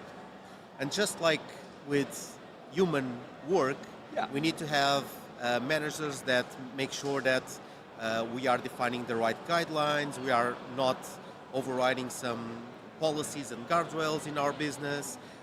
We are making sure that if we're doing a work in sequence, that the second piece of the work is not wrong, otherwise it's going to reflect badly across the rest of the work. And that's really what inspired agent orchestration, right? It's basically bringing these core management principles to agents. So making sure that, for instance, with evals, you can make sure that every agent is ending up in good work, in good outcomes, is, for instance, having guardrails to make sure that you don't have a bad actor trying to hack one agent and accessing data that it shouldn't, is, for instance, having support for A2A, where you can orchestrate agents that live in the platform with agents that live outside, but they're still monitored, traced, observable, and you can manage the cost that you're spending across all of them. Yeah. Oh man, I know we're getting close on time, and I'm only like halfway through my questions with you, which is amazing because there's so much to talk about with, the keynote and like what was announced. So I think I'm gonna try to knock out as much as I can with this next question, but I think developers really want to know the impact, right? So I think the keynote showed a lot of companies are beginning to leverage agentic systems engineering. I was wondering if you could share any cool, like, real-world implementations that you've seen in the wild, and if there are any implementations that you've seen that have maybe surprised you. Yeah, well, I remember Axis Bank. Yes. They implemented a fully agentic development lifecycle. It's impressive. They used Agent Workbench, for instance, to create agents that parse legacy systems. They are modernizing their entire core banking system into OutSystems. So you have agents that parse those systems, they extract business intent, they have agents that fine-tune the requirements for business analysts to review, they have agents that generate test cases to then go and test those requirements. They have agents that call Mentor to actually implement those requirements. So they implemented a fully agentic development lifecycle that is very disciplined and helps them in their modernization. Another example, maybe, completely different area. I remember Ghanem Housing, for instance. They're basically implementing an agentic rules-based system, engine, that has a particular set of agents that run through all credit approval processes, right? And as agents find exceptions or as human override exceptions, all of that is traced, and you get like an audit trail of all the decisions that were made in the business. Then they have this other agent that looks into all of this audit trail, and it extracts all the insights. Like, for instance, in this very rare case, we made this decision because of A, B, and C. So that becomes kind of like policy of fact for the next agents to already run over these new policies that were created there. So kind of like a self-learning agentic system that That's where amazing. Agents learn from So each these other. agents are actually making real-world impact. Oh, yeah. Yeah, they're actually in mission-critical systems, helping developers create better products for their customers. Yeah, they're allowing, for instance, Ghanem Housing to give credits to millions of small entrepreneurs all around India, or they're allowing, for instance, Axis Bank to modernize core banking that is living in the mainframe into modern systems that are already agentic and have great interfaces also for users. That's amazing. Yeah, it's really amazing. Gonçalo, thank you so much for joining me today. I wish we could talk about this all day. Yeah. There's so much to talk about with it. But up next, I'm going to be joined by Sneh, who's going to be talking about social impact.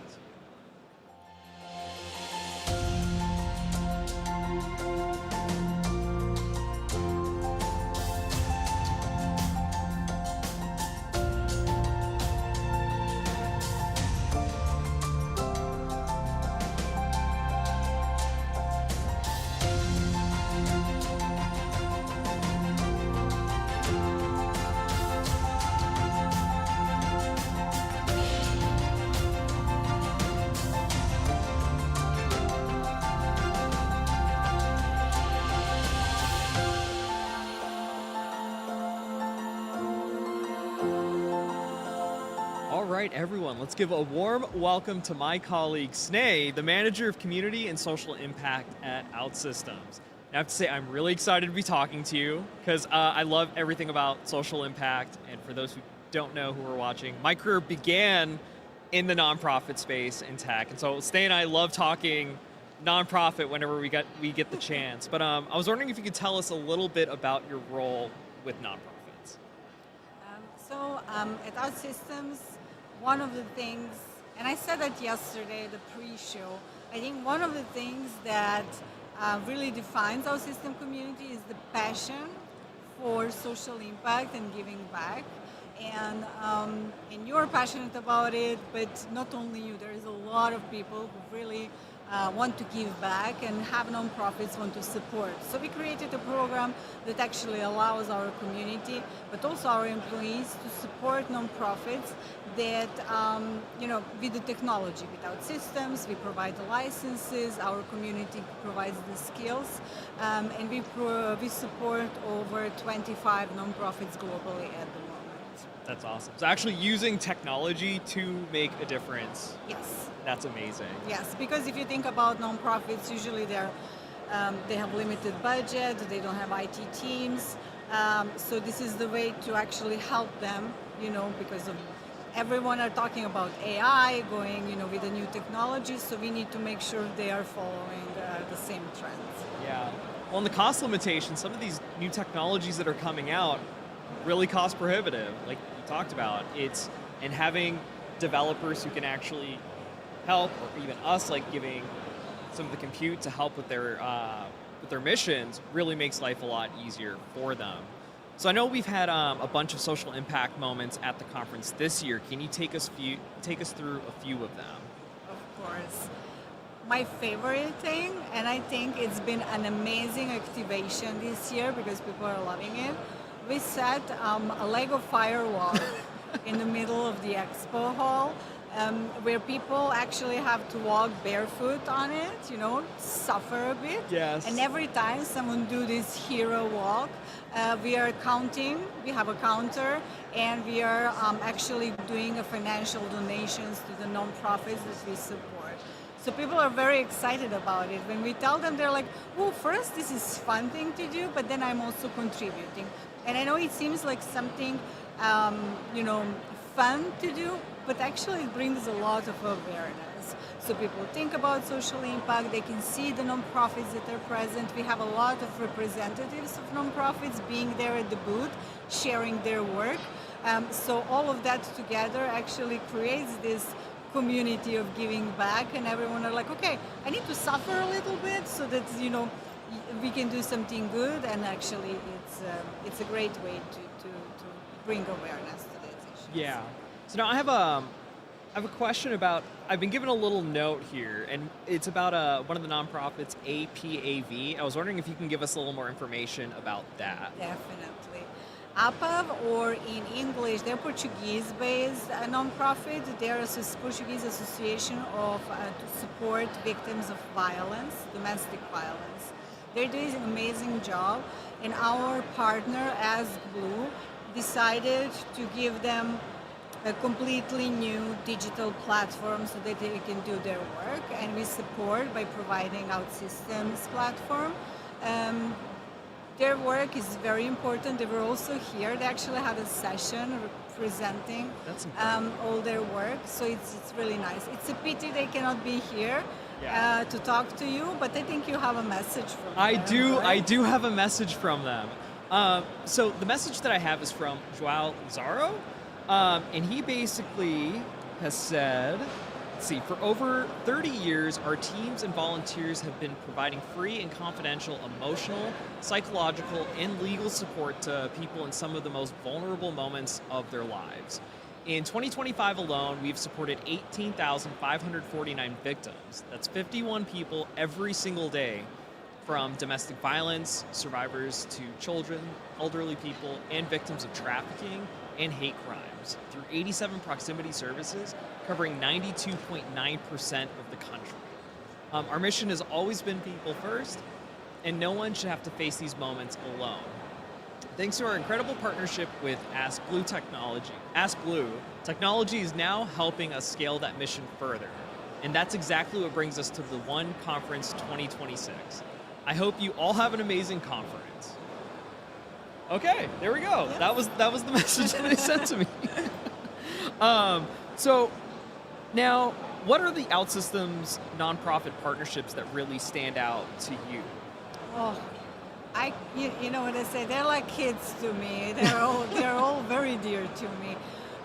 But I guess I can highlight Strength United. That's another nonprofit that supports victims of domestic and peer violence. They're based in LA. What is very important about partnership is that they were one of the first nonprofits we started working with. And throughout these 5 years actually of the partnership, we not only help them to create an application for web reporting, but they actually start rethinking the whole digital systems they have at the nonprofit. Because with the, like I said, with the limited budgets and limited solutions, they had to go from, for something that was pre-made and didn't really fit their needs. But now with OutSystems, they can actually create customized technology solutions that work better for them, but also for the people they are supporting. So I think they're one of my favorite because we've been working for them so long, and now they're actually an ambassador of OutSystems. Yeah. Whenever we have a customer, even a non-profit that are asking about our work, they're there to tell you this is what we did with OutSystems, and it's been really life-changing for our work. Well, I think at the end of the day, right, it's about making their lives easier, because the money that could be spent doing technology can now be spent on their actual mission to help people and impact people's lives. And it's really cool to see that happening. Yes, and it's not only money, it's also time. Because, if they do manual things or if they do it in the not suitable technology and software, there's losing time that they can actually dedicate to supporting and doing actual work. So it takes eyes off the mission. Exactly. Yeah. So I know that we're running short on time here, and I'm only getting through half my questions. But I want to talk about you professionally and the work that you've done. I heard that last month you were at Social Impact World Forum in San Francisco to give a talk on how your work impacts product innovation. Can you tell us any highlights about it? Yes. So first of all, Social Impact Forum is a great place. I met amazing people from Social Impact area. What we talk about is our Build for the Future hackathon, because through hackathon, which is focused on social impact, we actually managed to innovate and bring value to our product and to our business. The biggest highlight for me was that I have there representatives of Twilio and Cisco that ran after me to ask me how you're doing and make successful these hackathons, because we were not able to do it. And I was thinking probably there is, fine tuning and everything, but what really makes this hackathon amazing and actually working is our community. Because like I said, there is this passion and, hunger to giving back, and that's why our social impact initiatives really work. So I think that was the biggest takeaway for me. Because even bigger companies who have much bigger communities are struggling with this, and we kind of managed to do it for a couple of years now, and it works quite well. Yeah. Well, Sneh, it was amazing talking to you. I wish we had a whole half hour, because I only got through half of my questions about nonprofits, and I could literally talk about this all day. So we'll have to, next time you're on, extend you and give you some real time to talk about. Yes, I can talk for hours. Yes, so that's also a problem. But thank you for joining us. Thank so you for up next, we'll be back with Eliza in the host chair to chat with 2 OutSystems MVPs. But first, a quick video. One of the most prominent projects we had with OutSystems would probably be our mobile application. It's the mobile banking app that's being used by our customers. Another one would be our queuing system for the branches. So when customers go to branches, they have to queue via the iPad. And even the processing is also done in a straight-through process with our OutSystems apps. I can definitely say we are pretty much a satisfied OutSystems customer. We use it mainly for two things for consideration. For one, it's very easy for us to market our apps very fast because the learning curve is really small. So it's easy for us to develop our applications in OutSystems due to low-code development. And another one is highly customization. So our applications are mostly client-facing, hence we have to customize it full UI UX, which OutSystems is giving us.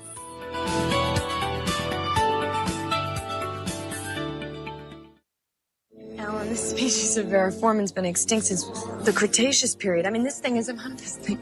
What?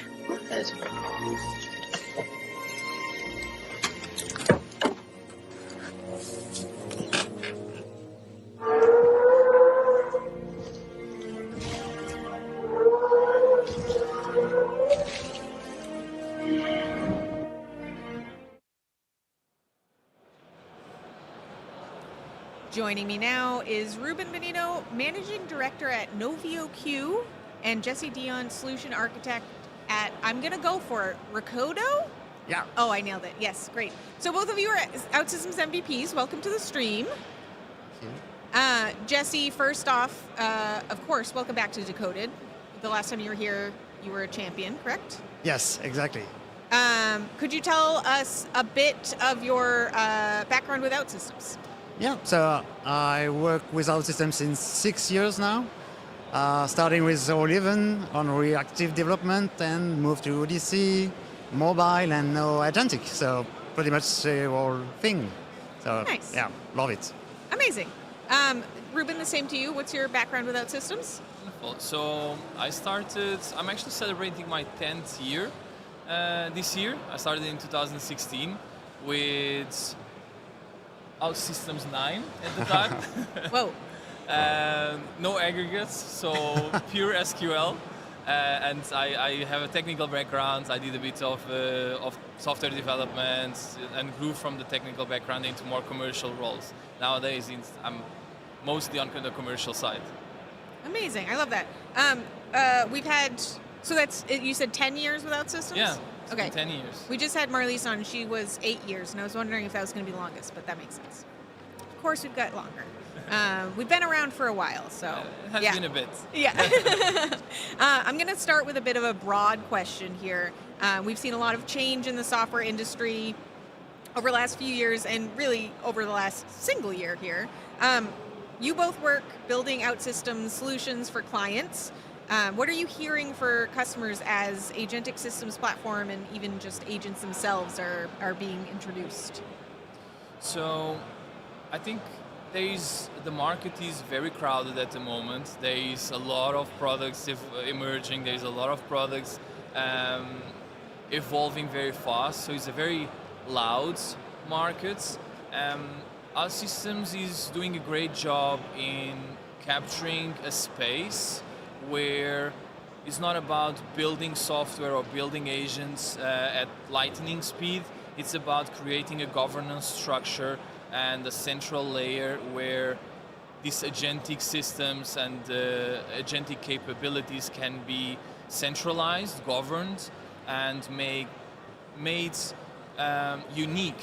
So, except for instead of having the generalists code generation or agentic systems operations, OutSystems is creating a space where you actually have your differentiation in this ecosystem, and I think it's brilliant. Very cool. Jesse, the same question to you. Yeah, I agree with Ruben.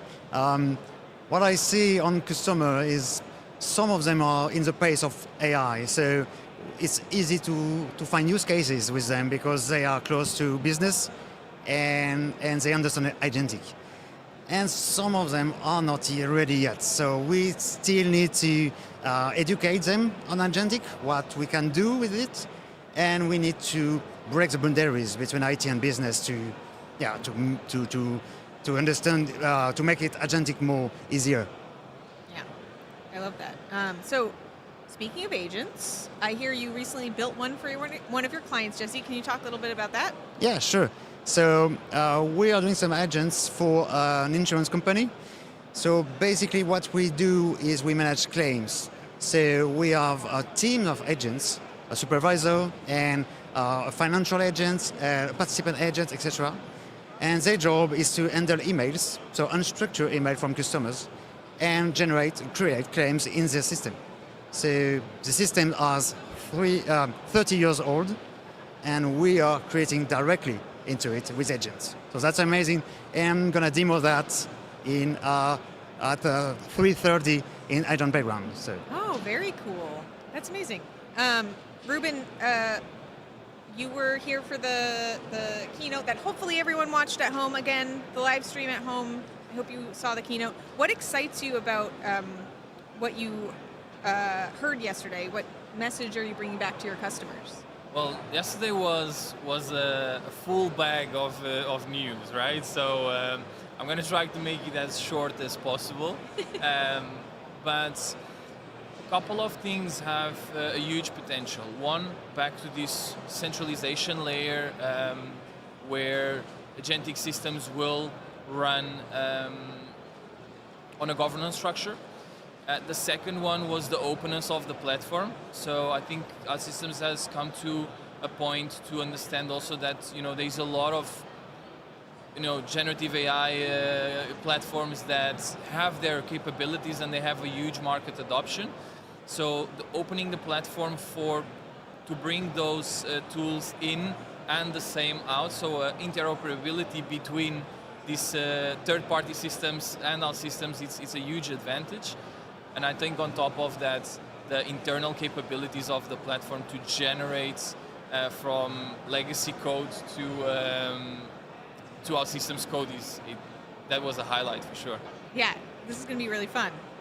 So you're both very talented software developers. I'd love to hear any recent projects because you're not speakers, right? No, not this year. Not this year, you're not speakers. Okay. So for those of you at home, there's no recording to watch of their talks. So let's hear what recent projects you've built so far. Jesse, let's start with you. So apart from the agentic I just told, we have made a cool project for salespeople in pharmacy industry, which was on iPad. So it was a big bang development for deployment, for all the salespeople. And the challenges was on the load and on the offline data. So basically we have thousands of records to download every day and on 30 tables. So OutSystems did the jobs and it works very well. We haven't any issue on the production, so it was amazing. That's awesome. Ruben? So currently my customer portfolio, they are on the phase of experimenting with agentic. It takes time for the organizations to build trust. So we are currently helping a few of our customers to create awareness of the potential, to experiment internally, to build this trust. And we have high hopes that soon we will be pushing our first agentic system to production. Awesome. Yeah, it's funny. We, of course, have a lot of customers experimenting right now in the US. And I was running a user group for them, which I'll mention later because I'll tell you why that's relevant. We had the UX team at OutSystems join, and we were like, what do you want to hear from them? And they were just like, how are they using AI? Anything. We don't know what to do. So yeah, I hear that. Lots of experiments right now. Since you've both been to a few ONE conferences now, and many people at home maybe haven't been to any, how would you pitch it to the folks at home? Jesse, let's start with you. So I think ONE conferences could be a misleading name. There is heaps of conference, heaps of content and people and knowledge. So that's quite amazing. In 2 days, you will just, it's like maybe a month of knowledge just in 2 days. So it's really amazing to come and to share and learn things from the others. 100%. I think besides of I'll structure the conference in 3 main pillars. So the first one would be the official announcements from the platform. So directly from OutSystems, the new features, everything released. The second one would be the use cases and the technical sessions that the community and some of the OutSystems employees bring themselves. So there is a huge technical wave of knowledge being shared. And the third one is it's a great community network. So it's an opportunity to see, friends and colleagues that we don't have, and to meet new people. Like I just met Jesse yesterday. So it's an opportunity for network. Awesome. I love that. So thank you both for joining us. I'm sure we're going to have you both on future Decoded episodes. Thank you for having us. Thank you. Thank you. Enjoy the rest of the conference. I hope you don't have to do too many meetings with clients, but I hope they're fruitful if you do.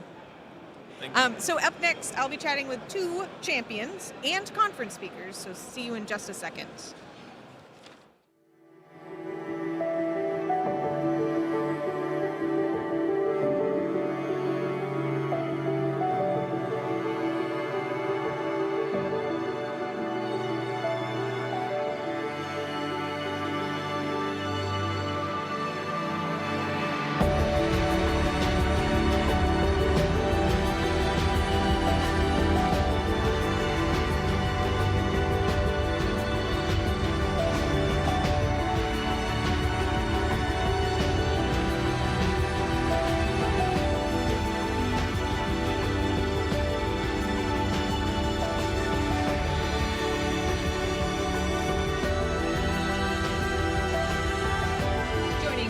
Michael, who came all the way from Australia, and Erwin, who had a much shorter commute. Both are OutSystems champions and extremely talented developers. Welcome to the show. Hi. Hey, nice to be here. It's nice to be back. Yeah, right? Yeah. It's your second time, right? Yeah, second time. Exciting. And you've got the championship jacket. I Yeah, love of it. course. I'm so jealous. So you're a veteran. It's my first time, so. My team put together the swag package for this champions. Oh, I thank didn't you. see any of that. I know I'm not an OutSystems champion. You can get mine if you want. No, I would never. So, like many of our guests today, both of you are also speakers. Michael, your talk is on native vector storage. Yes. Pardon me while I reference my notes here.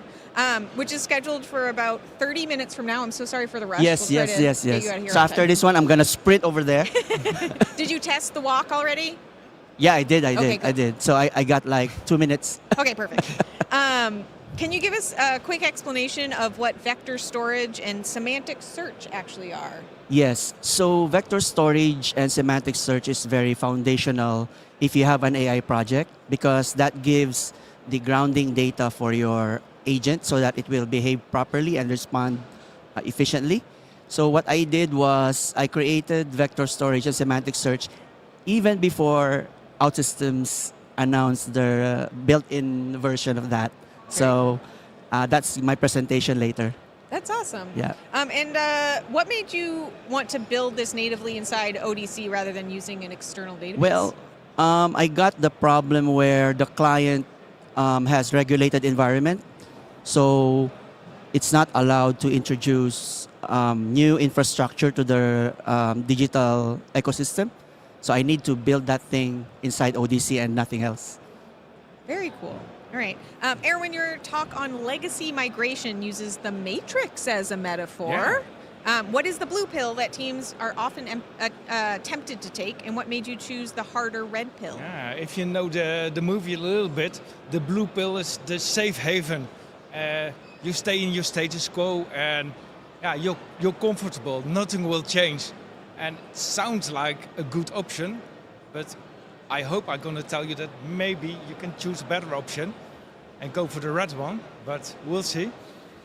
What is the harder option there? The other option is to see the truth, the real world, and it maybe sound difficult, but maybe it's very wise to change things and not stay with the old, what we call the status quo. Very cool. So if you choose the red pill, you see, what really has to change, and you see the real world. Nice. Oh, like the Matrix. Yeah, exactly. Yeah, it's real the Matrix. I'm a Matrix fan. But it will be the real world, and it's a nice world, I will tell you. Very cool. So if anyone wants to see those talks, keep an eye out on the OutSystems website for when they're posted.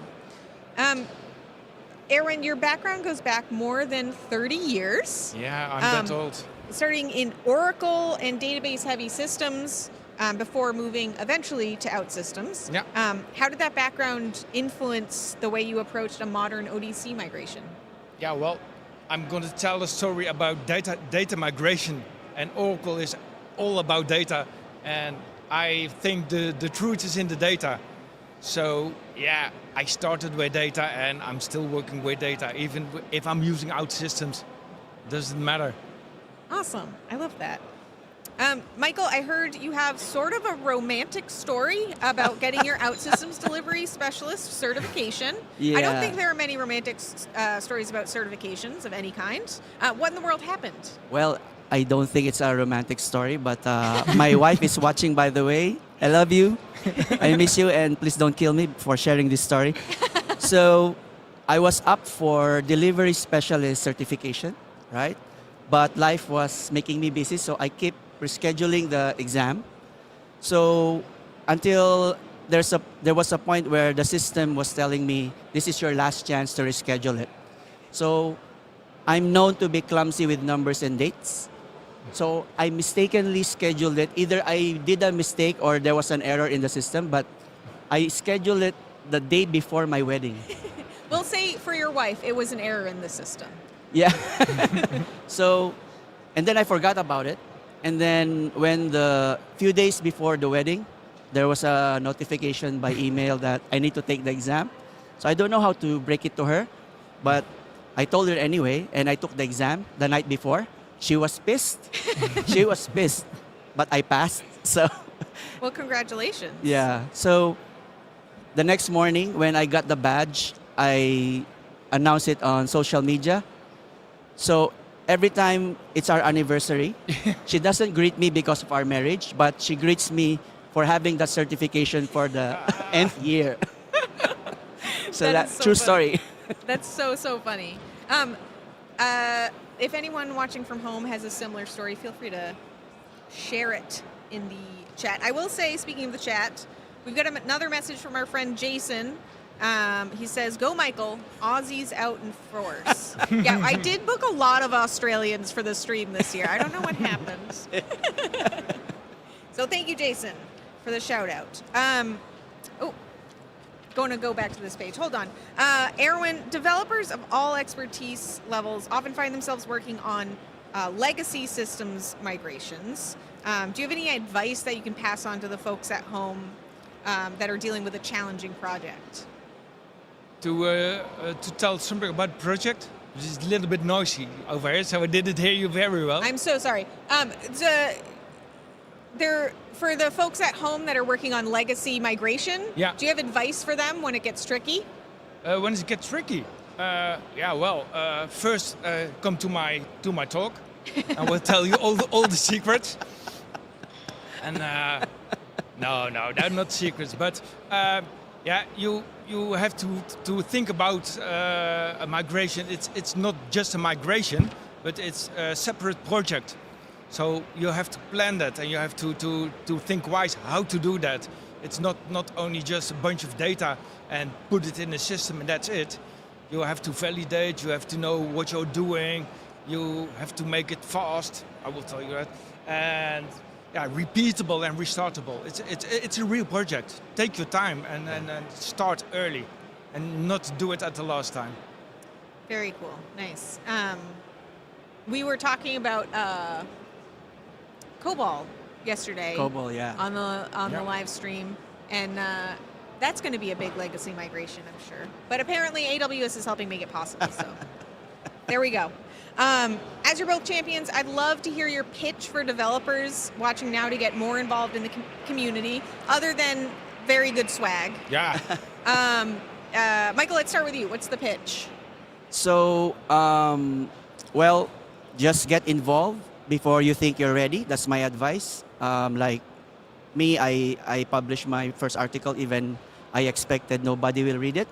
I even applied for champion like 6 years ago. Even I don't fully understand what it means. I thought it's a singing competition with prize money, but yeah, just get involved. I'm sure everything that you solve in your projects will also, if you share it, it will also help others. Yeah. So yeah, just contribute to the community. Awesome. And Erwin? Yeah, don't be shy and just start small. Even the smallest thing can help people, and you just do it. Just do it. Yeah. Love that. Just get in. Yeah. Awesome. Get out. Get out. With both of you being experts in your given topics, do you have any other talks or presentations you've seen or want to see while you're here, or want to sort of share with the community? Where can people find your work? And are you writing anything? Are you posting on socials or anything like that? Yeah, well, I will share everything on LinkedIn, of course, on Medium, and I've got my own website with a little wink. It's called Outsider Tips, so you can go there. It's a little wink to OutSystems, but I thought I was an outsider. I'm becoming an insider. And if I can advise a very nice talk, I think you have to go to a talk about vector databases, which will start in about a few minutes. And I'm going to run after Michael because I really want to see that one. Thank you. What about you? I'm actively sharing in Medium. I'm posting everything. I'm very noisy in LinkedIn. So yeah, that's it. That's it for me. I think I will organize some user groups in Philippines and Melbourne in the near future. Yeah. Very cool. Well, if you want some user group speakers, my next guests are great user group speakers. But thank you both for joining us. Thank you so This has much. been great. Yeah, nice. Love having you on. Up next, I'll be chatting with two of our UX team members about the AI tools they're using in their development work.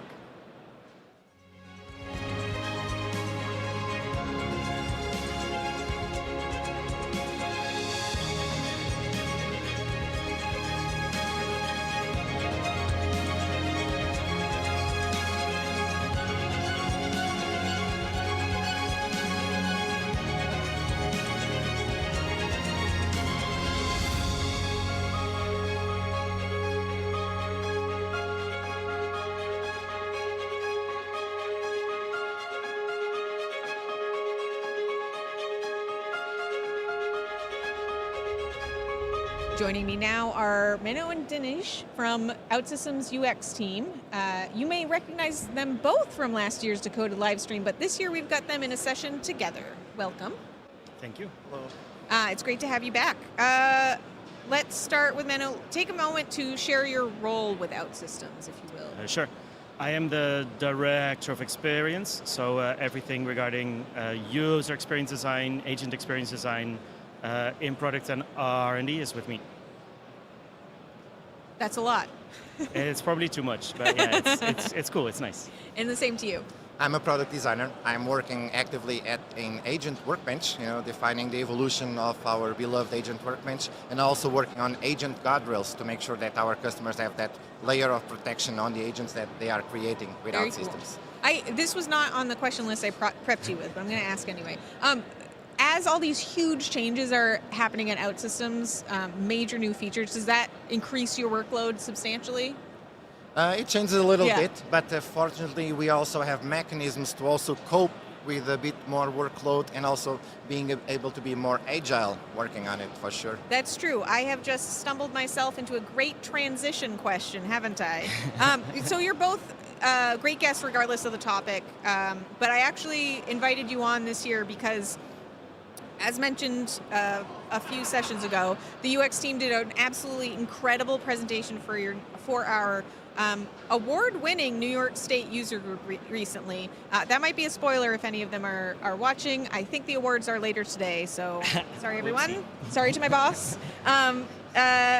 You presented on the sort of AI tools you and your team use and how it's changed your development process. Menno, can you speak to the process changes you've needed to make it work with AI? Sure. So I think a lot of the process changes are really more on maybe mindset rather than skill set. So I think a lot of it, like we use Figma, we use Miro, we use all the normal design tools, but then now you have Figma Make, you have Claude Code, you have Cursor, like there are a ton of new tools and they're also coming out every week, new model, new version.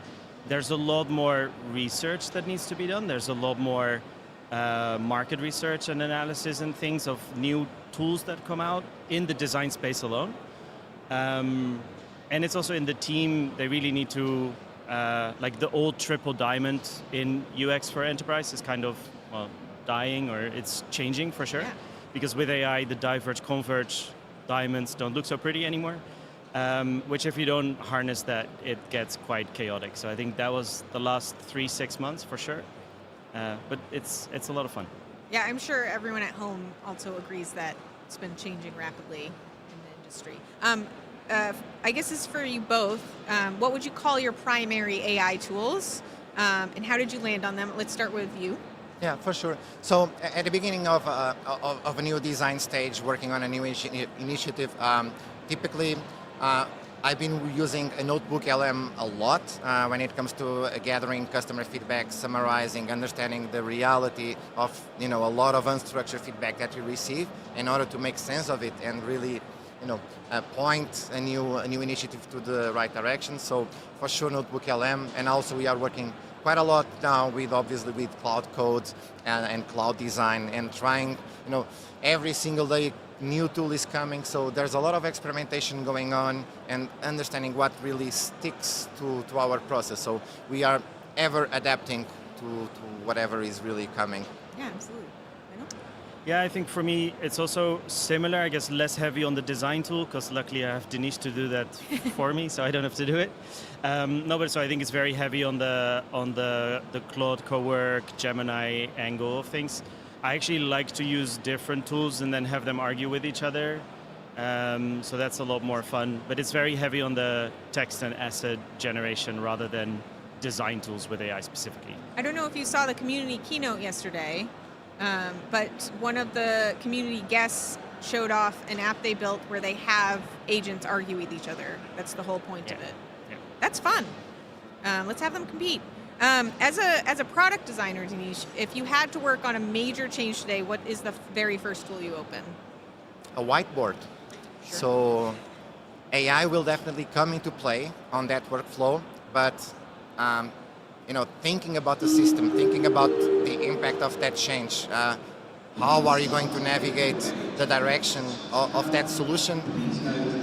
It is 80% of the work is understanding that conceptual model, the relationships, the capabilities, because then AI will come along as a helper on the execution, but not really on the thinking, not on the planning. So yeah, whiteboard first, and then yes, by all means, use AI to do the heavy lifting and to automate the boring work, the sample content, branching different scenarios, making sure everything is tight and tidy. But yeah, for sure, good old whiteboard is still the first tool to go. So you're not handing the whole design over to AI then? Yeah. Yes. Yeah, okay. User research is obviously very, very important to the work you both do. What's your new process for taking in that research and analyzing the feedback you get? So I think the transcription has become a lot easier, summarization has become a lot easier, and like Denise was saying already, the notebooks are really helping. So it's like we have 5,000 interviews or transcripts, and all of a sudden you can ask, like, okay, give me 20 users that struggled in the jump between Studio and Portal. And then all of a sudden you get that presented to you and you can use that information, because I probably can't say this live, but no one really wants to read the 5,000 transcripts. I don't Sorry know why. for those of you at home. No, but so and that really helps. So it's the capturing information is easier and faster. The generation and the summarization is easier and faster. And it's really about getting the access to the right nuggets of information. That's really changing things and speeding things up a lot. Nice, I love that. For those of you at home, that's how your feedback is taken in and implemented. How did you get your team on board with using all these new tools, and what happens as tools change? That's a good question. Maybe Denise should be better at answering that, how the team got on board or not. No, but I think it's a lot of hand-holding, because I think especially at the beginning there was quite a bit of fear or resistance on, I don't know, things are scary, are we going to lose our jobs, like what's happening in the market. And I think really then, so at the beginning you have the fear, then you have kind of the adoption hurdle as, oh, I tried the tool, the output was miserable, like an intern at best or a very poor designer. And then people are like, I'm still better than AI.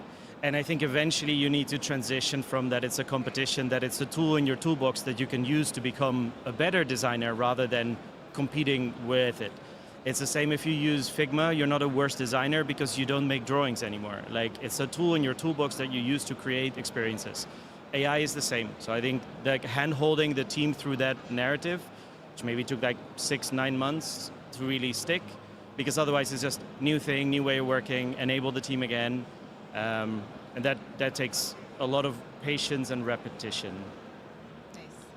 Do you have anything to add to that? Yes, I think it's very important, and we are lucky to have that, to create the space for the designers to explore at their own pace, to be comfortable, to see the value coming in from this usage of new AI tools, new workflows, because when you are able to start slowly, to use your own workflow on it and get value, then you get more and more confidence to take more steps, to pursue more automation and, trying to adopt new ways of working. And we are lucky to be able to do that.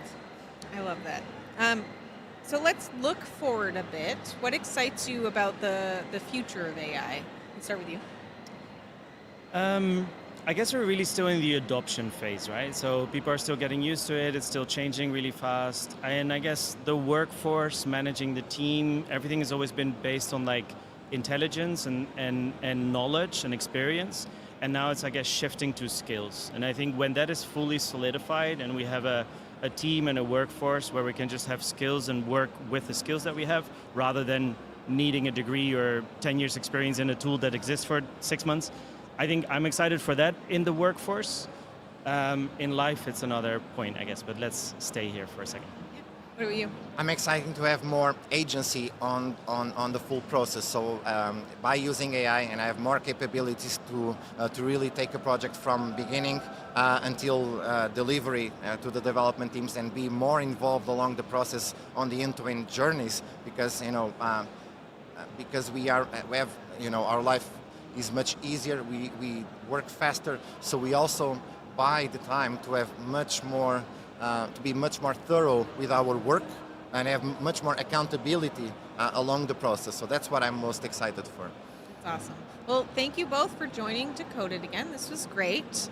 If anyone needs a user group speaker, I can connect you to them because they're great user group speakers. We are going to take a short video break and be right back. We are joined by over 100 participants today, right? And earlier this year, I shared with many of our customers, like yourselves, on where OutSystems is going towards. And this year, we came up with a theme as a team to say, let's sail forward with you to the agentic future, right? And what does this really look like? It's about giving all of you the opportunity and ability to create agents and applications on OutSystems. So that's the future that we hope we can sail together with you. This particular hackathon is not just hacking a simple agent. We are talking about production-ready agents. And my team and I will be with you in this 2 to 3 months to ensure that we can help you get the confidence and skill sets needed to build on OutSystems. I'm going to get you even more excited. We have prizes for today. We want to make sure that everyone is motivated just beyond helping your company and being excessively creative in another way. The first prize for the best application built today, overall excellence award, $8,000 in cash. We'll get Agent Workbench access. Agent Workbench is what allows for that agentic orchestration within your organization, and 10,000 agent executions for free. Right, so in this hackathon, one of the key things that we want to do is actually to make sure that you're building agents that make sense for your organization, drives good business value for you, right? That you can position to your internal stakeholders that this makes sense as an agent, any use case or investments that might come in. This concept of production-ready agents that you want to build, right? one of the key things is to make sure that your agents actually are able to run autonomously, right? Be able to be executed in part of the whole system of apps that actually already exist.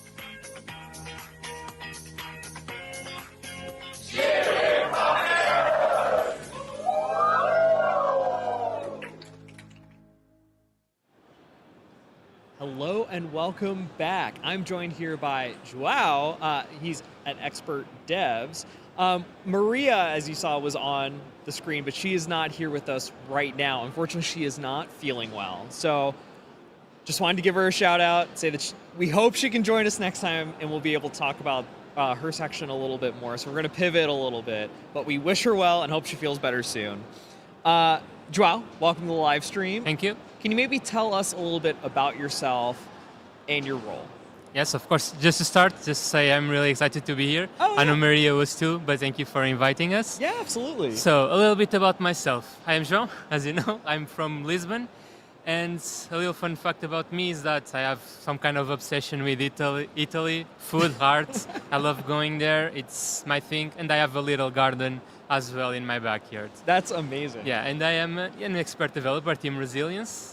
Me and Maria both. So, yeah, I will have a lot of fun there. Oh, that's good. No, I'm glad to hear about the Italy and the food thing. I'm a foodie. I love it. And I've never been to Italy, but I've always wanted to go. Yeah. You have to. I have tons of recommendations. It's on my list. I'm going to hit you up and get some of them to get that Do list. But now, I wanted to talk to you about your topic. So the topic that you're sharing here at the One Conference, it really caught my attention. I thought it was really an interesting use of AI in technology. Can you maybe tell us a little bit about your topic and what it's about? Yeah, of course. So this topic, the idea started when me and Maria were feeling a little bored of what we do because, let's be honest, work is routine. You do the same thing over and over. And as a dev, you don't get to experiment with new things that you want to. Like, you want to use AI, but maybe your project doesn't have it, so you never really touch it. So we came up with an initiative that we do at Team Resilience, where we get to explore these technologies that we usually don't work with and have fun with them. There's like no judgment. You are just there and nobody is judging your work. You're just having fun with it, breaking everything up. So that was we presented yesterday. Yeah. Well, I know, like, when you're in that caught in the monotony, it's like having an outlet to get you excited about coding, excited about work again. It's a good thing, right? Exactly. Like, so doing a murder mystery is an interesting way to stay excited about development and like being able to experiment. So, I have to ask, what inspired you to use a murder mystery challenge when it comes to AI experimentation? Like, it's such a brilliant and unique case of AI. Yeah, it is. We got inspired by OutSystems, actually, by their Groundhog Challenge with Phil and their Agents versus Zombies, where we had to use AI to win prizes. And we thought, we can do the same thing, right? So we wanted to find something that hasn't been done yet from OutSystems, and we decided that murder mystery would be a good idea. We had just played some games about that, like Cluedo. There's another murder mystery game that I don't remember the name, but it's also great. And we thought, hey, we can do this with AI. Let's do it. It's a great idea. Yeah. Yeah, it's and it's so different too, right? Like, I think the use of games with AI is really interesting when you're like trying to experiment and see like how far can you actually kick the tires and do something creative with it. Can you maybe give us some details about the murder mystery challenge? Some details, okay. Yeah, like maybe like the story. Like what is the story of it? The story. So the story is that, well, we have a set of suspects, locations, and murder weapons. Okay. And these were created with the help of AI. They helped us create the plot a little bit. So they also were kind of the murderer in a way. And we combine those three elements in a random mix and we get murder scenarios that occur. And then with clues that are given to the player and with their AI agent, they must try and guess who committed the murder, where, and with what weapon. Just with some set of clues, like saying, for example, there was a scrape of blood on the wall. Maybe only some kind of weapon could do that, like a knife. So the agent had to think what weapon could have done that. Okay, yeah. So the agent is essentially creating like a little bit of the plot and dropping the clues, but you as the player have to figure out who actually committed the murder. Using AI as well. Oh, so AI is being used. Yeah, so basically AI did the murder and then they solved the murder. But yeah, they can do that. Yeah, It's they just can do a it on their different own, thing. or they could use AI to help them solve the murder. Yeah, exactly. It's like you're a cop who's committing crimes. Dexter. Have you watched Dexter? Yes, I've watched it. Exactly. This was Dexter. Okay. Okay. So it's like two agents going against each other. Okay. Exactly. I get that. So, let's see. What was my next? Oh, is AI figuring out? Got that. You kind of already answered this, but I was curious about using AI within the murder mystery challenge in terms of like the training of it. Did you train the AI? Like, how did you train it to do this? Well, we didn't train the AI. We tried to break it. Okay. What we showed yesterday in our session, we showed how AI works a little bit, and then what kind of clues we had to create so that it would not fix the murder very fast. So in a way, we had to reverse engineer AI to try and make the game actually hard to do. So yeah, we have to break AI. You have to give it clues that force him to rationalize, like the clues separated in 3 sections, and they have to match all 3 sections to think about what something is. So yeah, it's breaking the AI. We did not train the AI. We actually made it dumber so that the players could train their own AI. In a sense, Gotcha. yeah. That's really unique. So it's also a training tool with Exactly. AI, like teaching the developer how to actually like train their own AIs to be smarter to help solve the challenge. Exactly, yeah. Gotcha. Okay. So let's kind of go to this next question here. This is a big question. Okay. If you were the murderer in a murder mystery challenge, what is your alias, your tool, and room of choice? Personally, I'm Colonel Mustard with a candlestick and a library. Oh, that's a hard one. Well, I have to say, okay, hear me out. I'm Count Dracula. Okay. But in a medieval castle, like, do you know the Neuschwanstein Castle in Germany? Yes. I love that castle. I would be there in some room, like the ballroom. Okay. And I would use a stake. With a stick. Okay. Yes, they want to kill me with a stake, I will kill them with a stake. Yes. And of course, another hard question. Since we were talking about AI being used to solve it, if AI was being used to hunt you personally as the murderer in a murder mystery challenge, what piece of evidence would you use to throw the AI off your trail? Garlic. Like, vampires don't like the garlic, right? Yes. If there's garlic around, they will never think it was me. I'm safe. Well, there you go. That's the way to do it. I talk from experience. From experience. Yes. Okay, so in all seriousness, though, Maria, who was supposed to be joining us here today, I heard she's amazing at challenges and saw undeniable proof that she's amazing at challenges. And games like the Murder Mystery Challenge, it fits. OS has put on 3 challenges, right? We put on 3 challenges, and Maria's completed them in record time, including the latest one in 1 second. Can you tell us how she did that? I can tell part of it. She's Okay. already given an interview where she detailed everything she did, so please go on her LinkedIn and also find out. But the idea was to find out the mechanics behind the game and using AI to try and break OutSystems AI. Oh, So okay. what she would do was really use AI to try to think, okay, this AI does this, what can I do so that I can improve what it's doing and I can do it faster? And then a little secret that she did was writing some code in Python and running it from a server in the same city where the OutSystems server was located. Oh. So no lag, it was really fast. And yeah, the idea is really to try to break. So she came prepared also to the Murder Mystery Challenge to try to break AI. And yeah, we're great at that at this point. Now that you've told us your secret, I'm going to have to relay that back to the members of the DevRel team, my team who came up with She came out publicly with it. I'm sure she's going to break it. It seems like she's really good at this. So now I know that we're running out of time, and what I like to try to do is highlight projects the developers work on. So I was wondering if there are any personal projects that you're working on that you want to share with the developer community. And if so, where can developers find your work or maybe other presentations or even the presentation that you just gave? Yeah, so in terms of personal projects, for me, the one I'm working now is this initiative.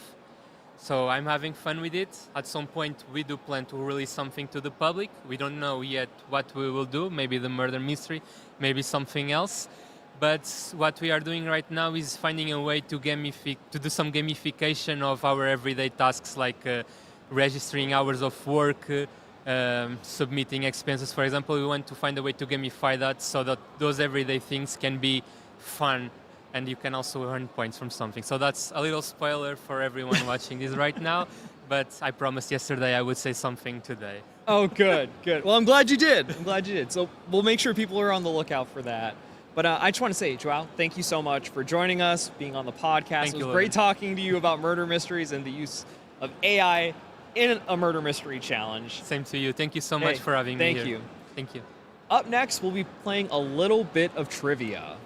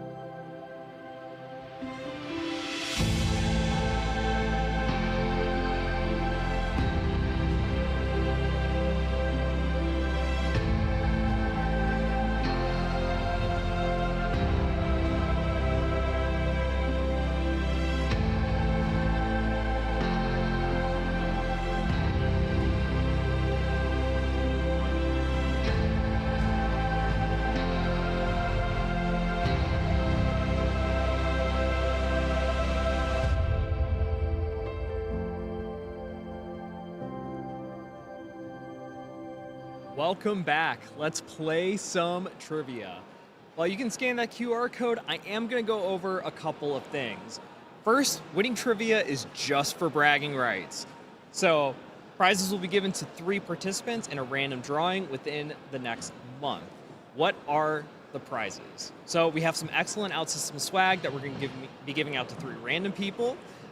If you don't win, I highly recommend pursuing becoming an MVP or champion because they received excellent swag this year, and that is another way to get some really cool swag. I really like the, there's a Letterman jacket that I've been eyeing, and I can't seem to steal it from anybody or even get OutSystems to give me one, but you would get one.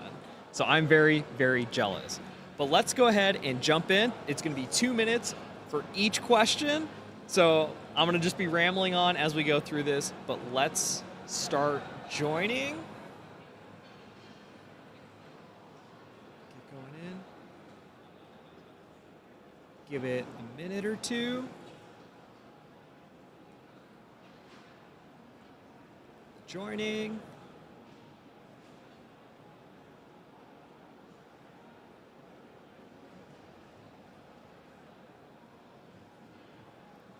Keep it coming.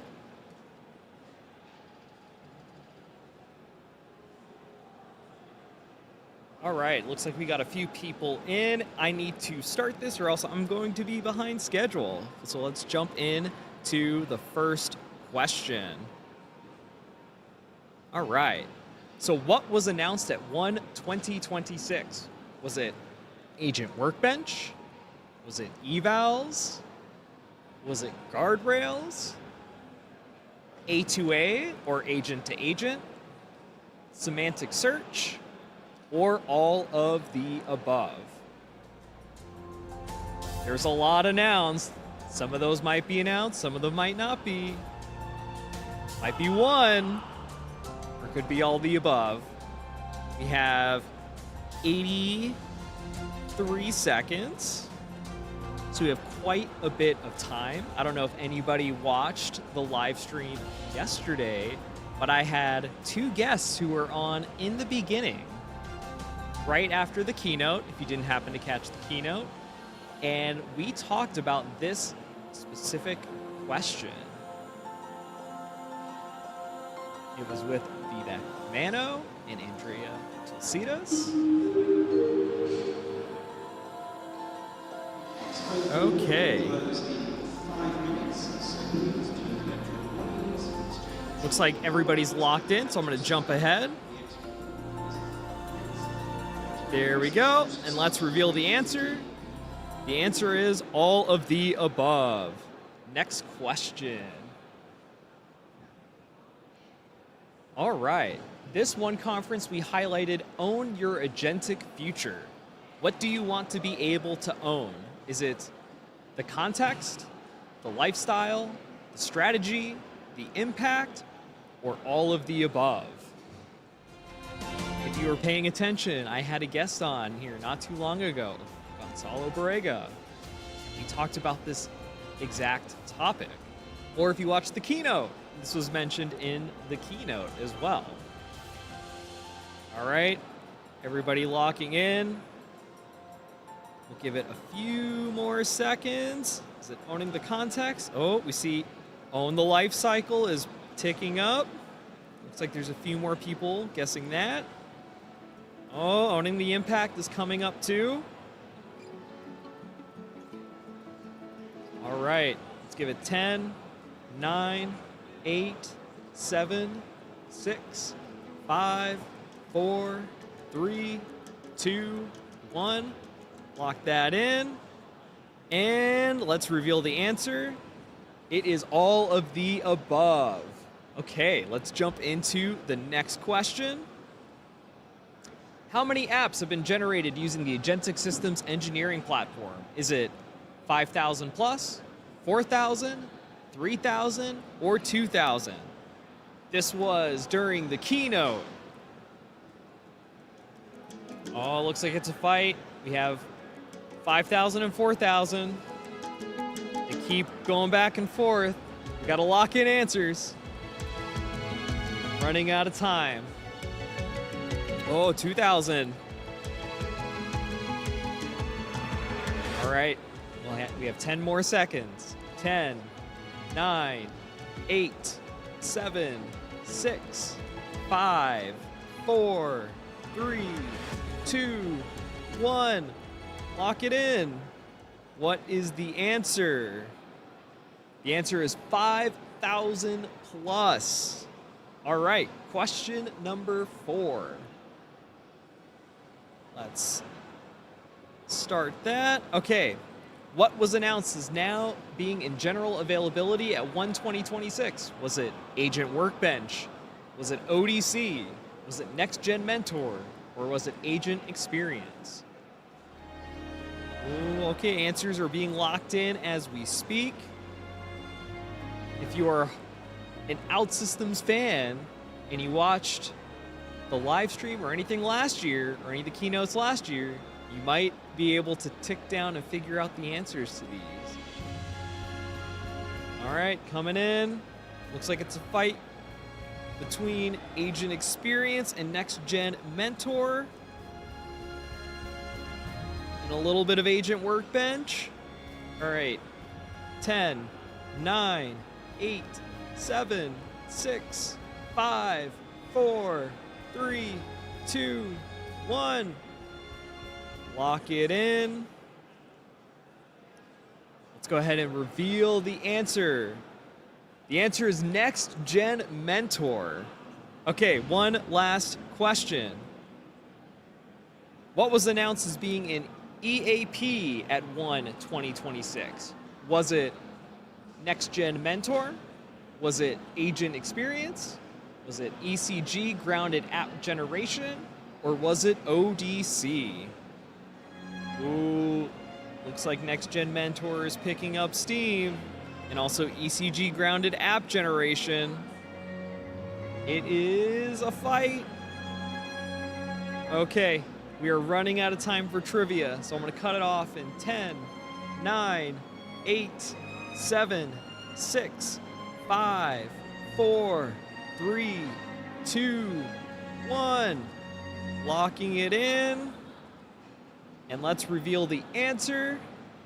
Answer is the agent experience. There we go.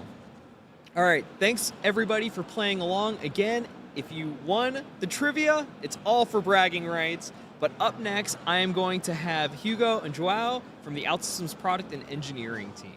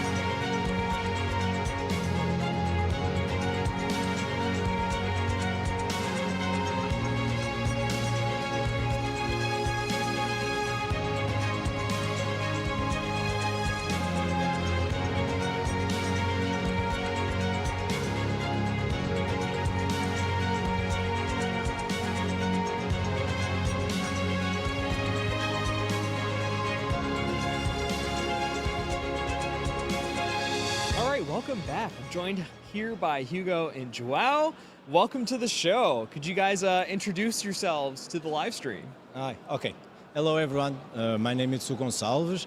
I'm Director of Product Manager. I work here at OutSystems at 8+ years, mainly focus on the mobile area, everything on the native side, front end. I normally try to get all those things. And here's João. Yeah, João Gonçalo. I'm with the mobile team, and I've been with OutSystems for the past, 10+ years or something. And my focus has been in building the mobile product, into offering like the core frameworks and foundations to build OutSystems mobile applications. That's awesome. So now you guys both work for OutSystems, but you're also speakers here at the ONE conference. Could you tell us what your presentation is and what it's about? Yeah, I can take this one. Okay. So our presentation, the talk is entitled Building High-Quality Mobile Applications Faster with the Modern OutSystems Stack. And basically we walk the audience into the main 5 stages of building an application. So starting with creating the application itself, and then just like building the app. So in this case, the focus is on the front-end development parts, and we go over mobile UI, for example. And then we move on into going native in how we can reach out to native capabilities through Capacity plugins, for example, and then testing the devices or on devices and then shipping to the stores as well, right? And in each one of these steps, we talk into the improvements that we have been adding to the platform, into our product, and also some actually cool announcements as well. So hopefully people get the value proposition there. Yeah. Now, I want to say I'm really excited to talk to you guys here today because my background is in traditional and hybrid mobile app development, specifically Capacitor coming from the Ionic acquisition. And you guys led the effort on integrating Ionic Capacitor into OS. But I really wanted to ask you, how is building mobile apps in OutSystems different from traditional development? That's a great question. Yeah, that's a great question. It's not only better, not only different, but I think it's actually better. And the reason I said is, you don't usually build an app just for the sake of building an app. You build an app in the context of a product. And to build a product, you actually want to focus on the things that bring value to your product, right? You don't want to get lost in the tiny details of Android or iOS development, right? So I would say that there are mainly 3 parts to it. So the first one would be like, with the platform, you get it all. You don't have to have a team dedicated to Android development and another one for iOS and another one for the web and another one for backend and all of that. So you could have a developer do it all, just from the get-go, right? So that's the platform on itself.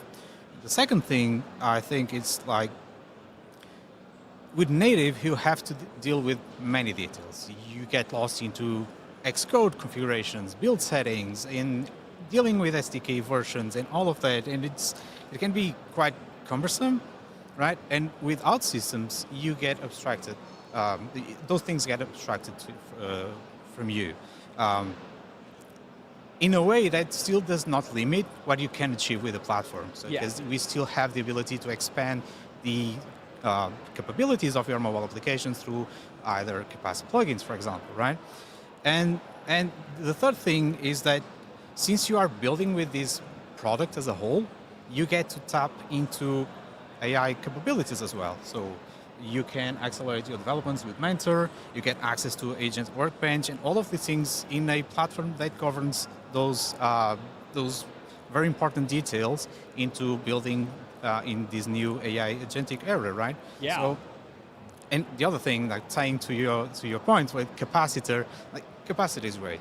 So we are building on top of Capacitor for our mobile applications, and this actually gives us access to an incredible community, the Capacitor community, the Ionic community as well, and it gives us a good foundation for our mobile applications as well. That's awesome. Well, I know, like, as a developer myself with that background, sometimes you get so caught into the code and like the actual management of an application that you lose sight of the end product, right? You're so into the day-to-day coding that you don't have the ability to like necessarily create a fluid application or like have a fluid experience because you're so focused on just trying to get something out. And I feel like with the visual development platform, you have the ability to really focus in on like what end users are going to see right off the bat, like a very quick manner that you wouldn't necessarily get with like traditional code or even like a hybrid development setup. But how has the modern OutSystems stack made mobile app development faster, and how can it help developers build higher quality mobile applications? I take that one.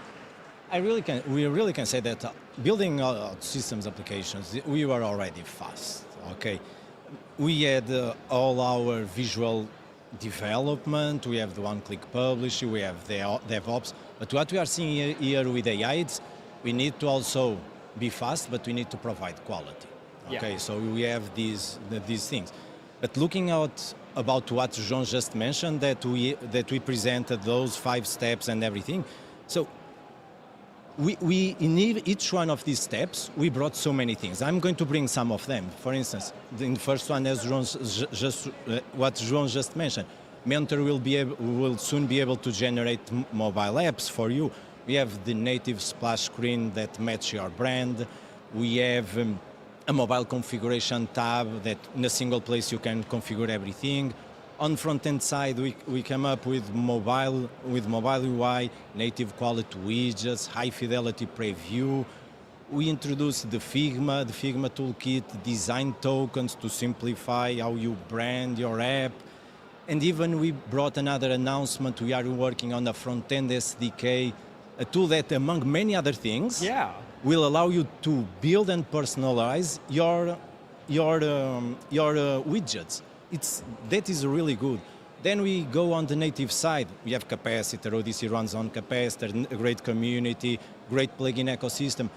And that ecosystem of plugins, with OutSystems plugins, we provide AI tools to easily build and adapt, for instance, Cordova plugins to Capacitor. So it's easier for you to have your plugins there. Even on testing. Testing on Android, it's simpler, but we make even simpler now on our iOS. No need for certification, for the certification files, provision files. We introduced iOS simulator builds where you can simply grab that package and you test immediately. No extra setup fee here. And finally, on shipping phase, where we have, for instance, over-the-air updates, we introduced another thing there. So we'll be able soon to distribute our packages directly to the stores. So we introduced so many things that we are now even faster than before in each one of these steps. Yeah. So it's not only about just developing fast, it's doing it consistently in a centralized place and having all those tools all there. So as like as a traditional developer, I don't have to go jump into all of these different places across 2 different platforms. I have like one centralized place that can do it and do it consistently. Yeah. Yes, definitely. Yeah, that's awesome. That's awesome. So I think developers have a lot of preconceived notions about mobile development with traditional coding languages, hybrid frameworks, and using AI tools like OS. What do you think traditional hybrid developers overlook when it comes to AI software development tools, and how could it help their workflows? Yeah, honest answer here is the thing that developers most often overlook is that prototyping with AI, it's Salvador, it's almost there. But shipping is the tricky part here. Yeah. We can sit with Claude, Cursor, Copilot, all those tools, and we can prototype in minutes. But how about making those things to production? I think that it was McKinsey that mentioned that 90% of all these transformative AI around, they are completely stuck in that pilot mode. Even companies spending billions or trillions, here we are not seeing the same pace on production. And this is kind of normal. Okay, AI, it's probabilistic tool. It's okay. It generates variables outputs. It's great for so many things out there, but for enterprise, they need predictability here. Yes. That's where OutSystems came in. Okay, so I just mentioned that even in our part, me and João released so many good capabilities and so many capabilities. Here, in this conference, we presented so many others. So all these capabilities with AI tools and governance on top of this is an amazing thing. And the good thing here with OutSystems is that we are not fighting against all these AI tools. Yeah. We are working together. We are going on the right path, definitely, in our future here. Yeah. Empowering developers to let them do what they need to do. Yes, not just having AI do everything. Let them choose how to use the Yes. AI to help them with their jobs. Yeah. No, it's great. And unfortunately, I had a couple more questions, but I'm out of time. So I just wanted to say thank you both for joining us here today. Next up, we have Eliza joining us after a short video break. Hello. Hey, how are you? I'm Raj. Nice to meet you. OutSystems struck a perfect balance between speed and control. Our development cycles were lengthy, so business have to wait for months to get their ideas getting into application. OutSystem allows us to build and deploy applications in such a manner which did not compromise on the quality, and also it gives great control over the application development lifecycle. We ran Mentor as starting one of our design component where you upload a document or a Jira story. It gives an application readily in few minutes. It includes your UI, it includes your logic, it includes a data model, which is fantastic. So we want to make Mentor as part of our STL's lifecycle, right? So Mentor can be part of a core component as a design and working the business. So team can focus on the more about business problem rather technicalities. We developed wide range of applications from workflow automations, approval systems, training, compliance, and customer facing applications. The intelligent customer escalation we built using Agent Workbench. What it does basically is as an email or chat comes in, we call Agent Workbench, which has configured with multiple agents in place. All the agents get executed synchronously, one by one. Earlier, the ticket getting resolved by human, maybe an hour or two. Now, within a minute, it's so smart that whatever we built so far, if it is priority or severity is 1 or 2, systematically routes the ticket to human who can take a look at the ticket more in better way and resolve them. The response rate have been improved a lot, right? And of course, satisfaction improves when the response rate is good. I'm satisfied. I am too. That was a 10 out of 10.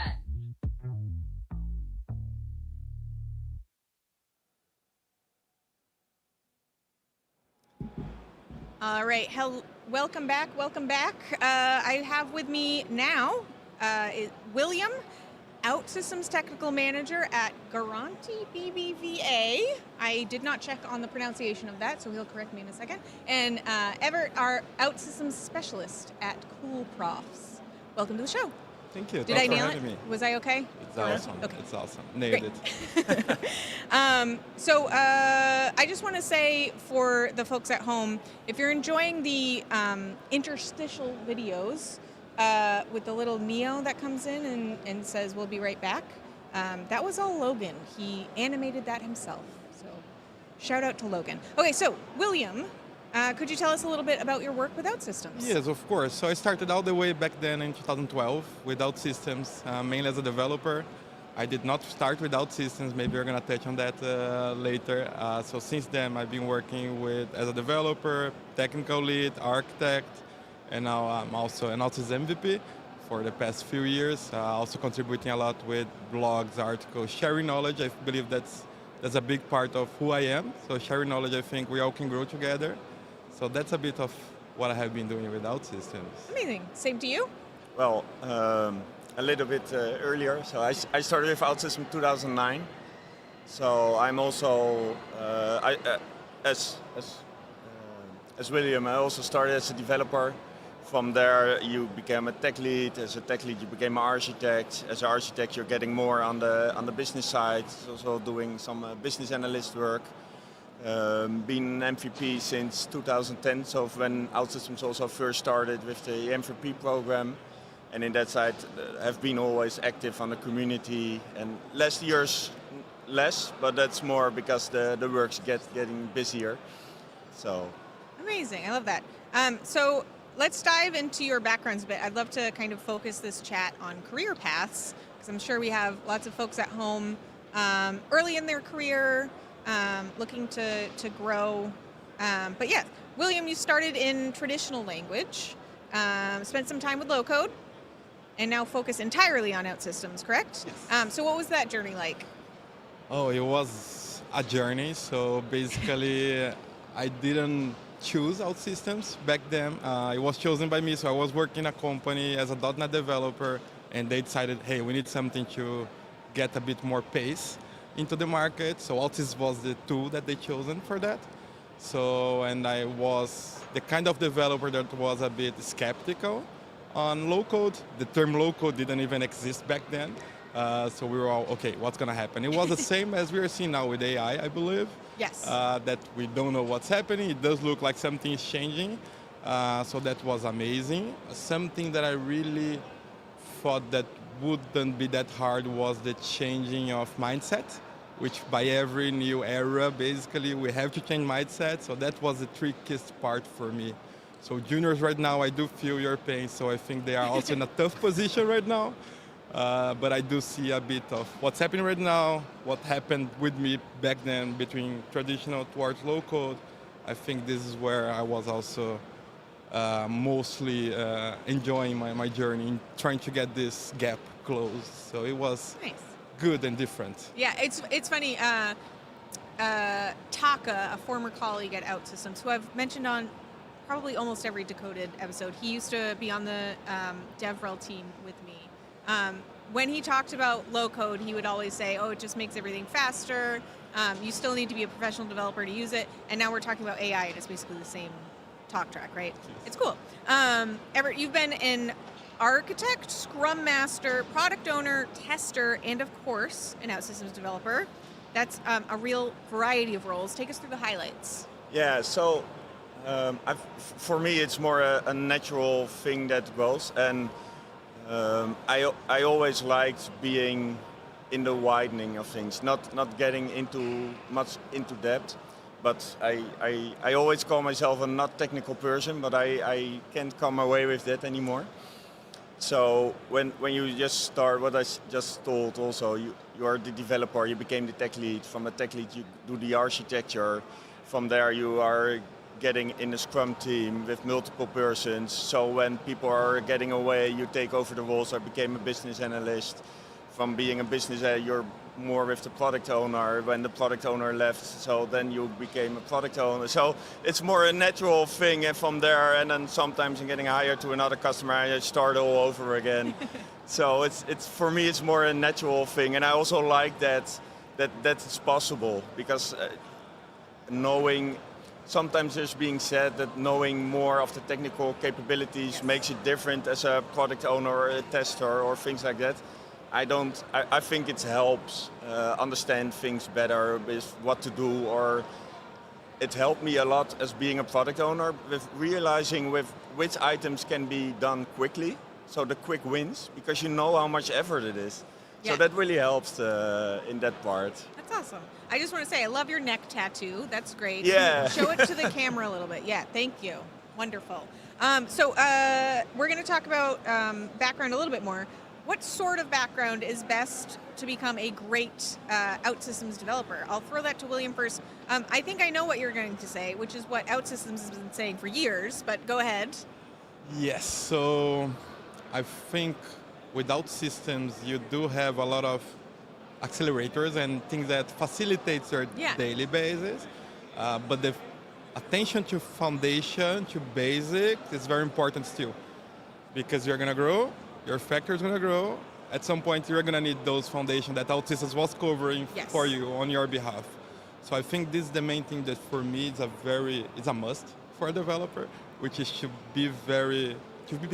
pay attention on this kind of foundation, basic knowledge. Although I came from traditional, I did skip a little bit of this foundation, and afterwards I had to recover from that. So I believe this is one of the main skills that I would be looking if I was just joining the ecosystem or becoming a developer, for instance. Thanks. And Everett? Yeah, well, for me, I like to have more. As a senior, you also start with the juniors, and I've seen a lot the more developer persons or the business-minded, and I prefer to have more the business-minded persons because they can translate the concept easier into OutSystems. So the thing you see is it's harder to get them running because they have more problems with the technical things at start. But when the line is being crossed, I think they can much easier talk to the business persons and convert that part to in OutSystems and build it. One of the examples I always use, when I started with OutSystems, I just came out from college, and I was like, damn, I needed this when I was in college because then I had the time and not the tools, and now I have the tools and not the time. So Okay, I'm just going to give the production team at home a second to focus camera back on Everett for a second. I just want to make sure we get that neck tattoo this time. Show off the neck tattoo for camera. Are we on there? There we go. Thank you. Oh my gosh, good zoom. Okay, so that's a great benefit of coming to OutSystems conferences. We do a lot of tattoos, and there's a ton this year, and the line for them was huge yesterday. Wow. Is that fresh today, or was it from yesterday? Sorry, again? Was the tattoo fresh today? Yeah, I've just do it. So I don't collect the stamps, so I just find it nice to do, and it's washable. So, but it's nice to do something different. Yeah, it's fun. Yeah, So. yeah. They're so popular. I think the first time we did them was like 3 years ago, and the person that was giving out the tattoos was brand new to OutSystems, had never met any of you, and the line of MVPs was instant. It was like 30 people in line giving those tattoos. Yeah. It's great. Sophia, if you're watching at home, we miss you. We wish you were here. So we are in a time of enormous change in the industry, right? What is your advice to developers starting out? We'll start with you. Oh, as I said, I'm feeling kind of a deja vu. That I had that before. Yeah. When there was a low code, I jumped in OutSystems. I felt, okay, something big is happening here. So I jumped in that, and now again, something big is happening again. So that's my feeling. So I have the same feeling again where I don't know exactly where I will be in, or we will be in 2, 3, 4, 6 months. But I do know that we need to be very careful on how we apply or how we embrace these changes, because we are seeing a lot of powers, and with big powers comes great responsibilities. So that's the thing that I see, that we are now on that stage of, okay, we need to move forward, but we also need to move forward controlled. So that's what I see right now on the market. And yourself? Yeah. So first I want to say that the line you used, with great power comes great, I always use it. If I give some extra rights somewhere or to the platform, to application, I will say, okay, you get the rights, but be aware, with great power comes great responsibility. Regarding the new people starting now, I think it's a hard time because you hear a lot of lines with developers are going to be replaced and other people's going to be replaced, or oh no, only the junior people going to be replaced.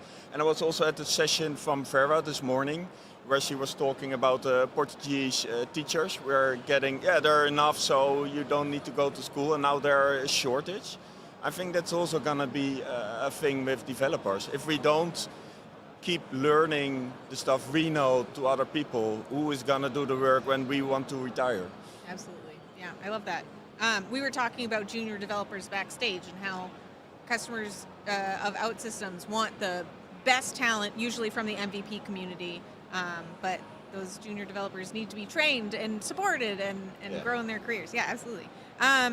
Okay, so very quick, we are unfortunately over time because I like gabbing. What is a cool project each of you are working on, William? Oh, maybe I can mention something more OutSystems related, which is my blog. So I am posting a lot of content on my LinkedIn, so technical, I'm really believer of sharing knowledge. So that's my main thing right now. So really trying to get deeper into agents, workbench, everything that we're announcing here. So already trying to research, play with it and see if some articles can come out to also help people, help juniors as well on that. So this is my main thing right now. Love that. Well, it's one of the projects I'm working on right now, and it's more a social thing. It's for the juvenile of The Hague, and where the youth people who come in contact with police or have problem with growing, they use the application to take control, see how it's go, and from there take to help the youth getting better. And from it's a more social impact thing. So helping those people, you always hear there are always more rules and they're busy with the administration. So I'm really making an impact so the people can spend more time on the people that really need help. Cool. So that's so amazing. That's really great. That's really cool. Yeah. So thank you both for joining. This was great. Of course I went over. I love talking to you both. Up next, though, I have 2 OutSystems speakers. We will be back in just a moment.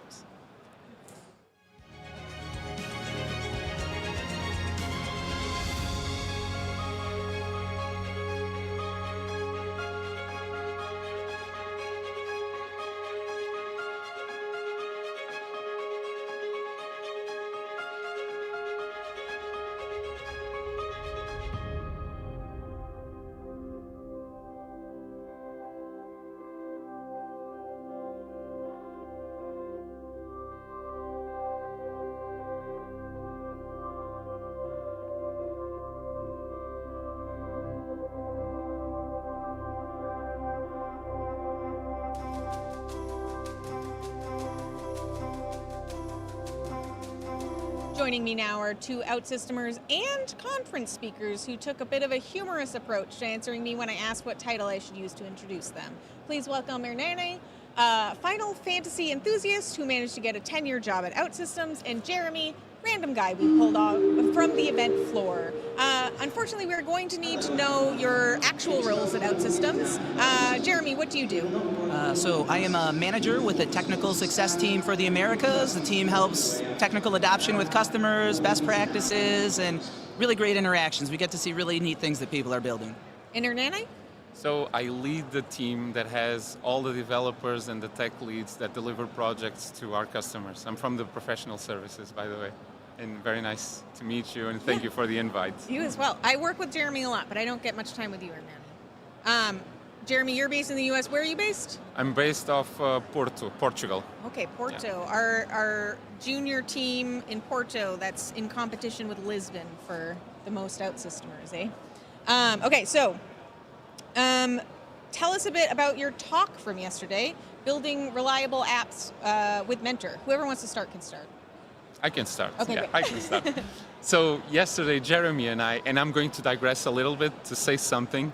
I couldn't have found a better co-host. This guy is amazing. I'm really happy, really happy. Teamwork. Yeah, Teamwork. So it was amazing, had a lot of fun, so I really loved the experience.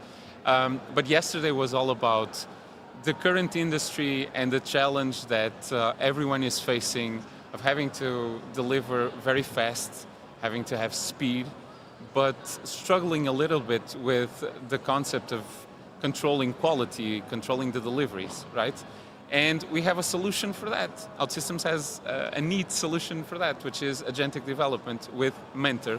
So the whole session was around Mentor and how it helps you deliver these solutions safely, with confidence, but still very fast. Do you want to compliment? Yeah, and first of all, I do agree. We made a great team, so that was wonderful. But it was great because we were able to use Mentor in a different way than I think a lot of people use it, or they think app generation, where we were using it to really enhance and increase the quality of code, even existing code, not newly generated code. Testing user stories, automated test creation, and some interesting tips in some of the prompting that people could pick up and use in their own developments. Nice, that's amazing.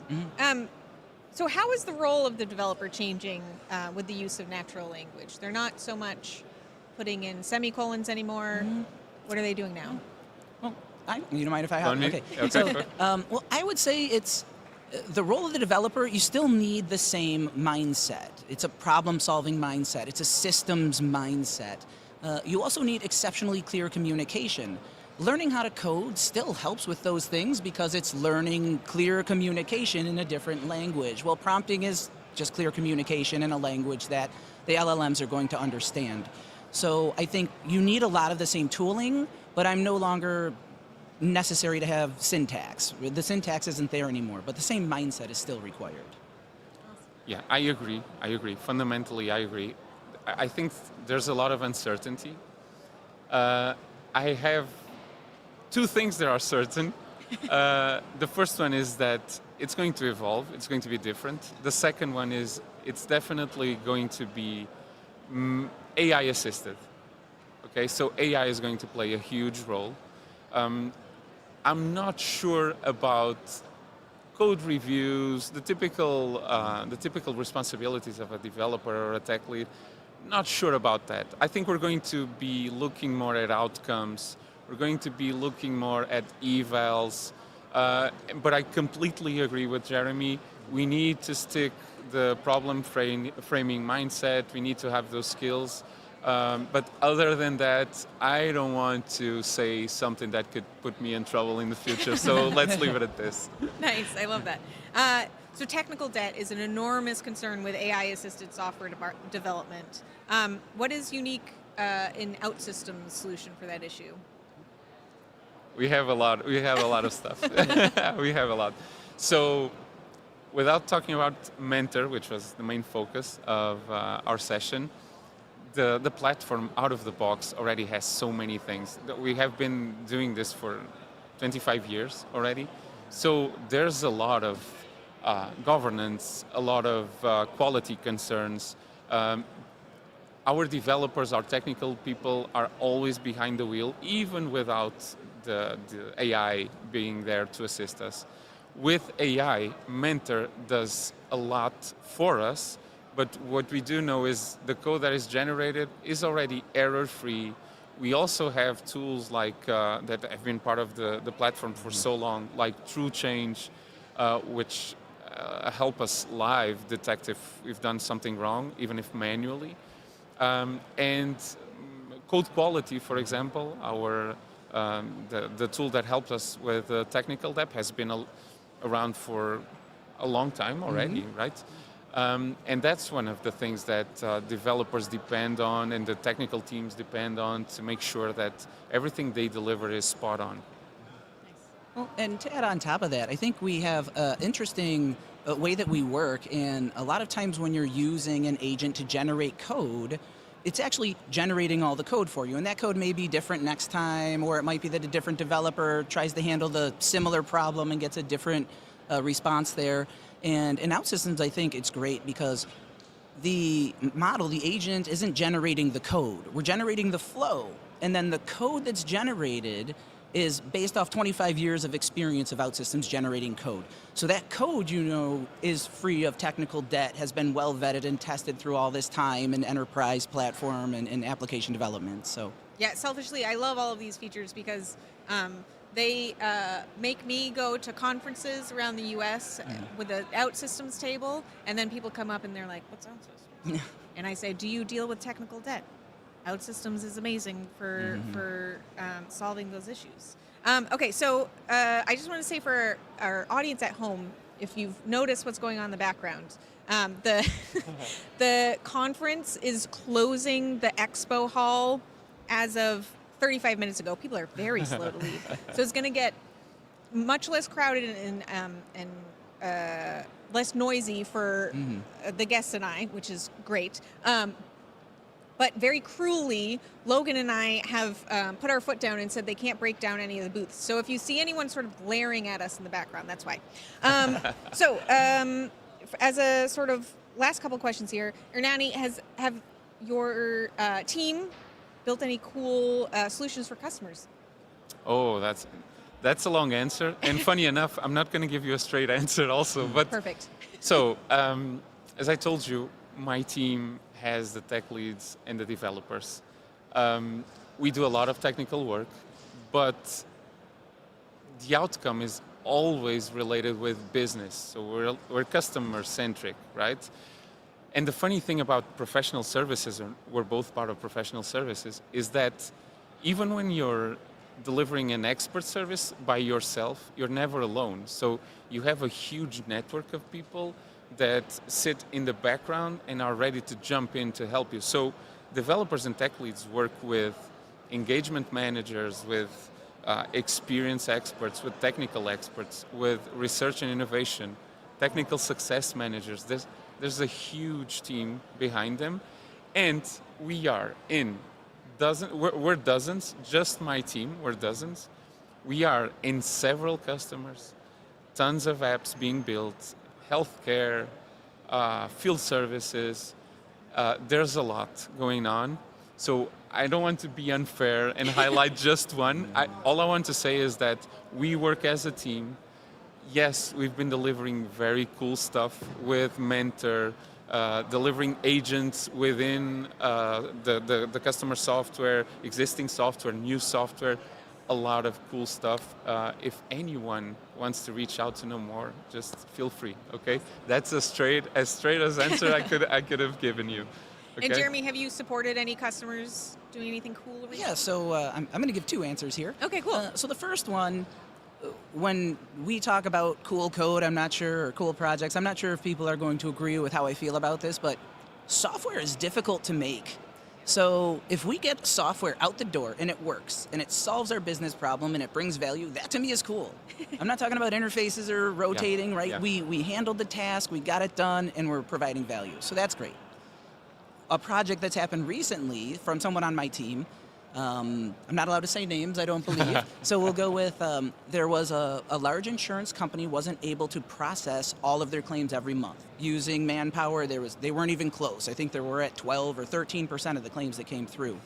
And they were able to get a series of agents into production that now allow them to process almost all of the claims every month. And that's just enormous business value. Yeah. So that's really very cool. Yeah, if we're bringing value, I like the software. That's awesome. Well, thank you both for appearing on Decoded this year. You were great guests. This was amazing.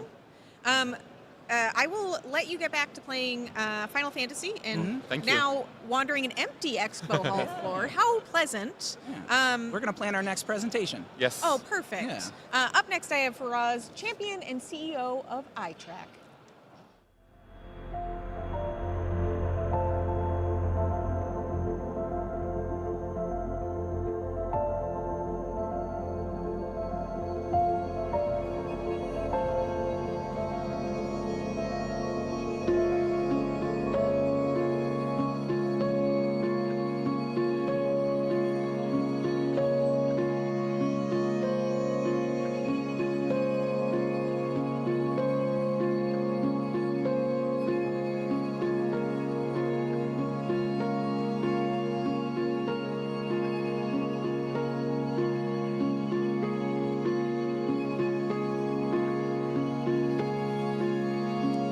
Joining me now is Faraz, CEO of iTrack and OutSystems partner. Faraz, could you tell us what iTrack does? Sure. So iTrack is, we like to call ourselves an enablement partner. So through staffing and training, helping customers and partners build their own team in OutSystems globally. So that's our kind of focus at the moment. Nice. That's awesome. This is your second time on the Yes, show. yes. But you also have a enormous podcast of your own. Yes. And frankly, way better lighting than Logan and I have to admit. Maybe not in comparison to these studio lights, but Yeah. our lighting Bit blinding, when we yeah. record at home is you have a very cool look to your podcast. Thank and I'm you. jealous. Many developers watching us now work for companies and partners that are constantly on the hunt for OutSystems talent. I hear from a lot of them looking for talent in the US, for example. When you chat with a customer about finding new talent, what do you tell them? I think the main thing is keeping an open mind. I think everyone's obsessed with the number of years of experience. Yeah. Is such a big deal, or even just the experience side. I think you can find developers that don't have OutSystems experience.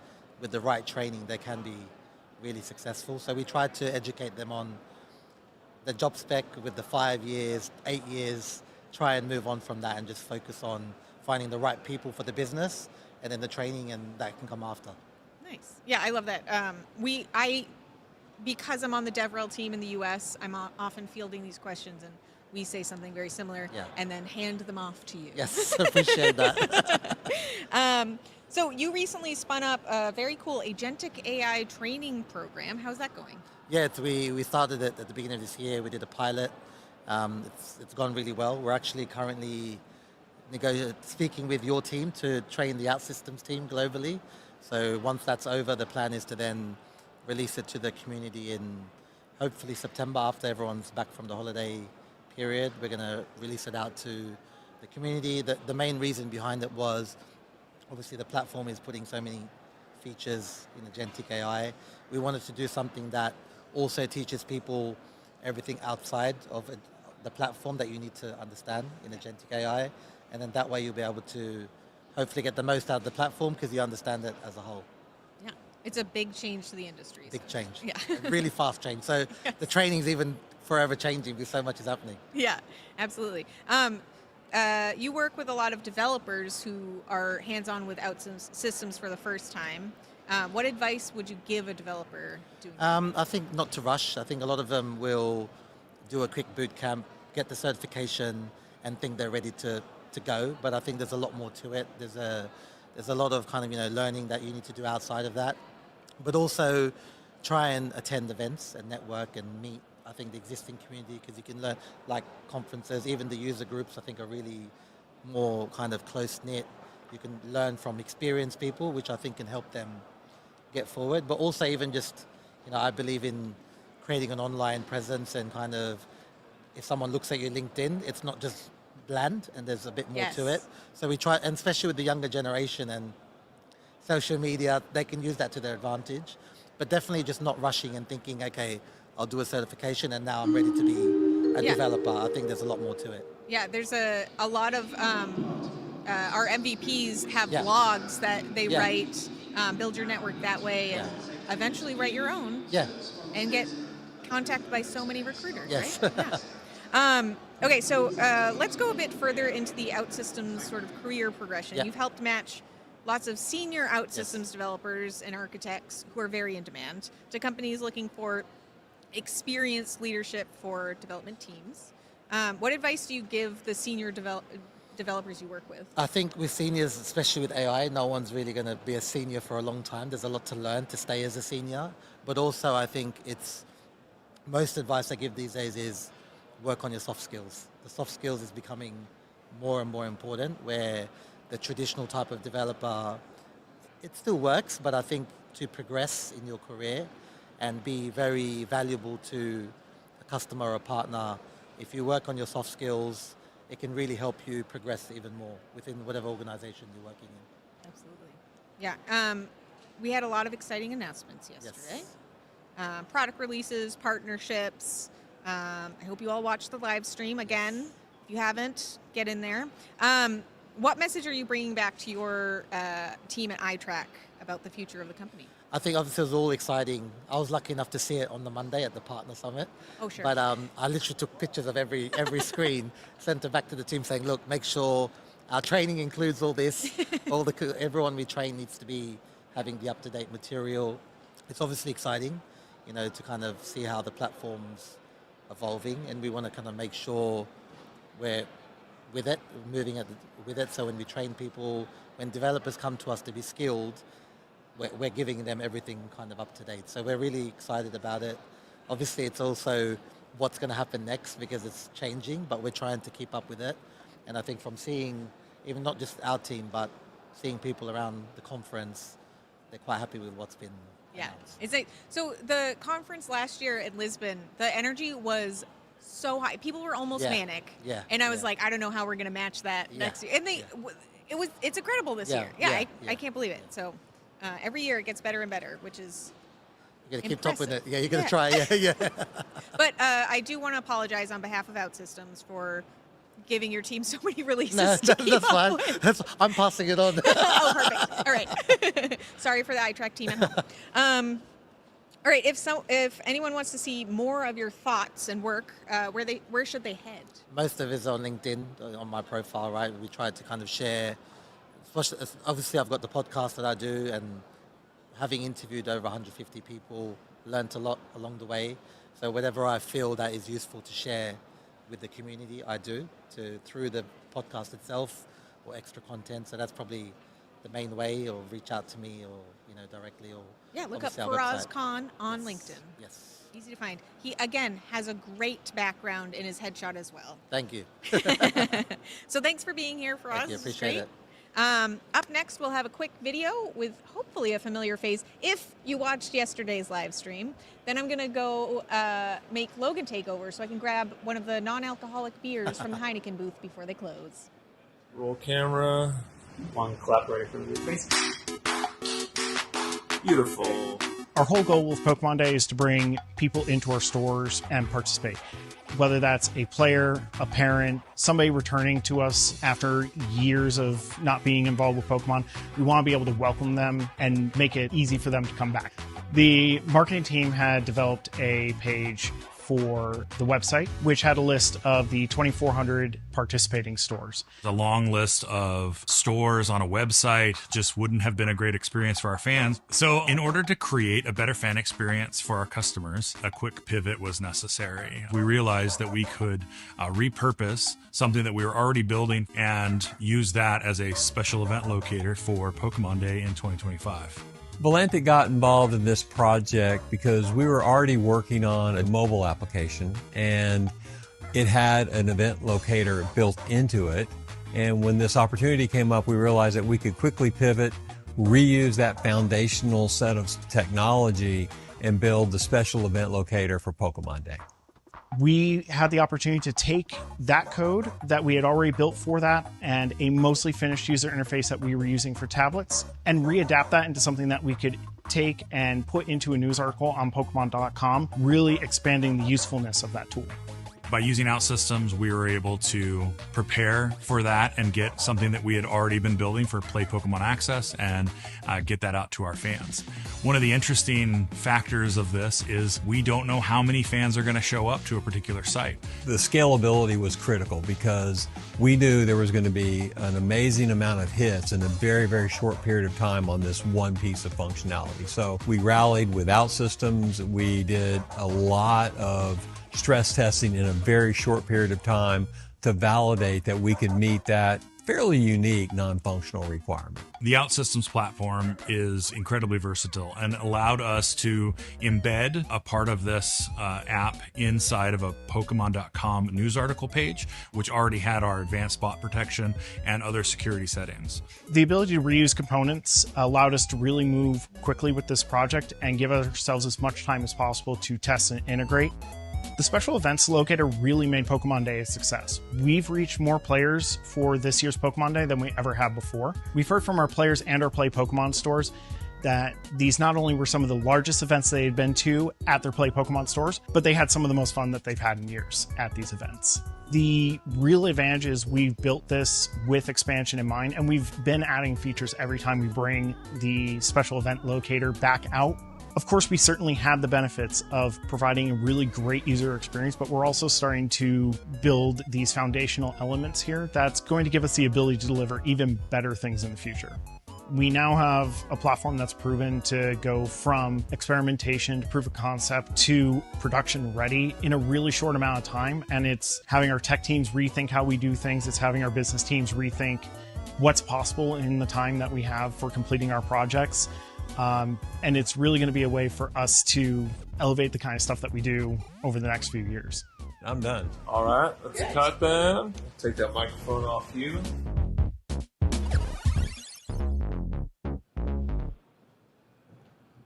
Welcome back to the show. I'm joined here by Owen Korstens. Owen, welcome to the show. Thank you very much. Thank you for inviting me and having me here. Yeah, absolutely. Could you introduce yourself to the stream? Yeah, sure. So yeah, I'm Owen Korstens. I worked at Harmony Group. I'm the team lead there for OutSystems, obviously. And I'm a really passionate person around AI. I have been innovating a lot around it, hence the AI hero title I got from OutSystems. A little flex here, you know. Yeah, oh yeah, gay flex, man. Flex all you can. So yeah, good stuff, and I'm just happy to be here. Well, thanks for coming. So since you love AI, you're passionate about it, let's talk about agents. You're speaking at this year's ONE conference, and your presentation is called Hacking Agents is Easy, Securing Them is Hard. What inspired your talk? I'm not gonna lie, I'm not really a security expert. I'm not really passionate about it either or something. It's just, I make a lot of projects, a lot of them. Yeah. And every time, the biggest struggle is always security, data security, and it's also the only thing people talk about is my data has to be private. Don't send anything to cloud, don't send anything to ChatGPT, they will use it, and blah, blah, blah. Yeah. Everyone knows about it, right? Yeah. So I was like, yeah, but what about the part that people don't talk about, which is a big part? Yeah. All the examples you see online from chatbots going rogue, things getting hacked, that has nothing to do with data privacy. It has everything to do with the hacking part that I'm talking about is the prompting, the bad prompts that you use to extract data. Yeah. And stuff like that.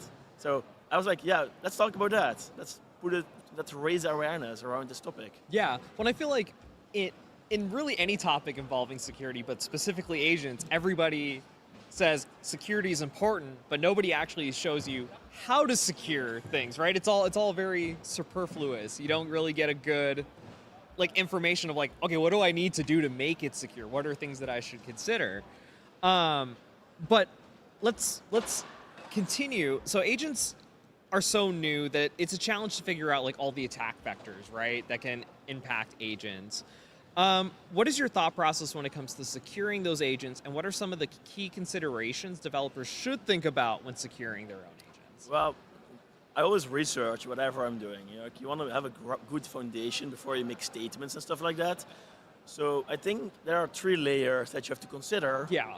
You have the capability layer, which are the models, the embedding models, and everything that you need to feed your pipeline and your other layers. The second layer is the intelligence layer, the pipelines where the data gets transferred from A to B, where you have multi-agent layers and anything like that.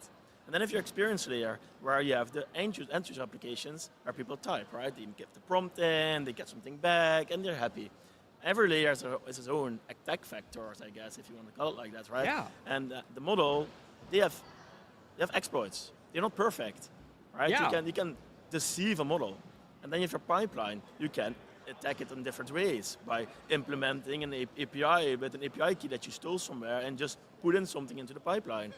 And then you also have the experience layer, which I have been talking about a lot, which is the prompting. Yeah. So yeah, these are the layers, and there are a lot of different ways to attack it. Yes. So yeah, that's basically, in a nutshell. I can go on for a long time. Yeah, no, I mean, that's good to know, because I think that with agents being so new, it's easy to miss those things, right? The actual, the data that's being used for the model, how the data is being pulled, how people are communicating with it. Because I think as a developer, I usually only think about, okay, what can people type into it, not necessarily the connections from how's it pulling the data. So being able to think about it sequentially, I think helps make it easier. But yeah, I felt it after my session today.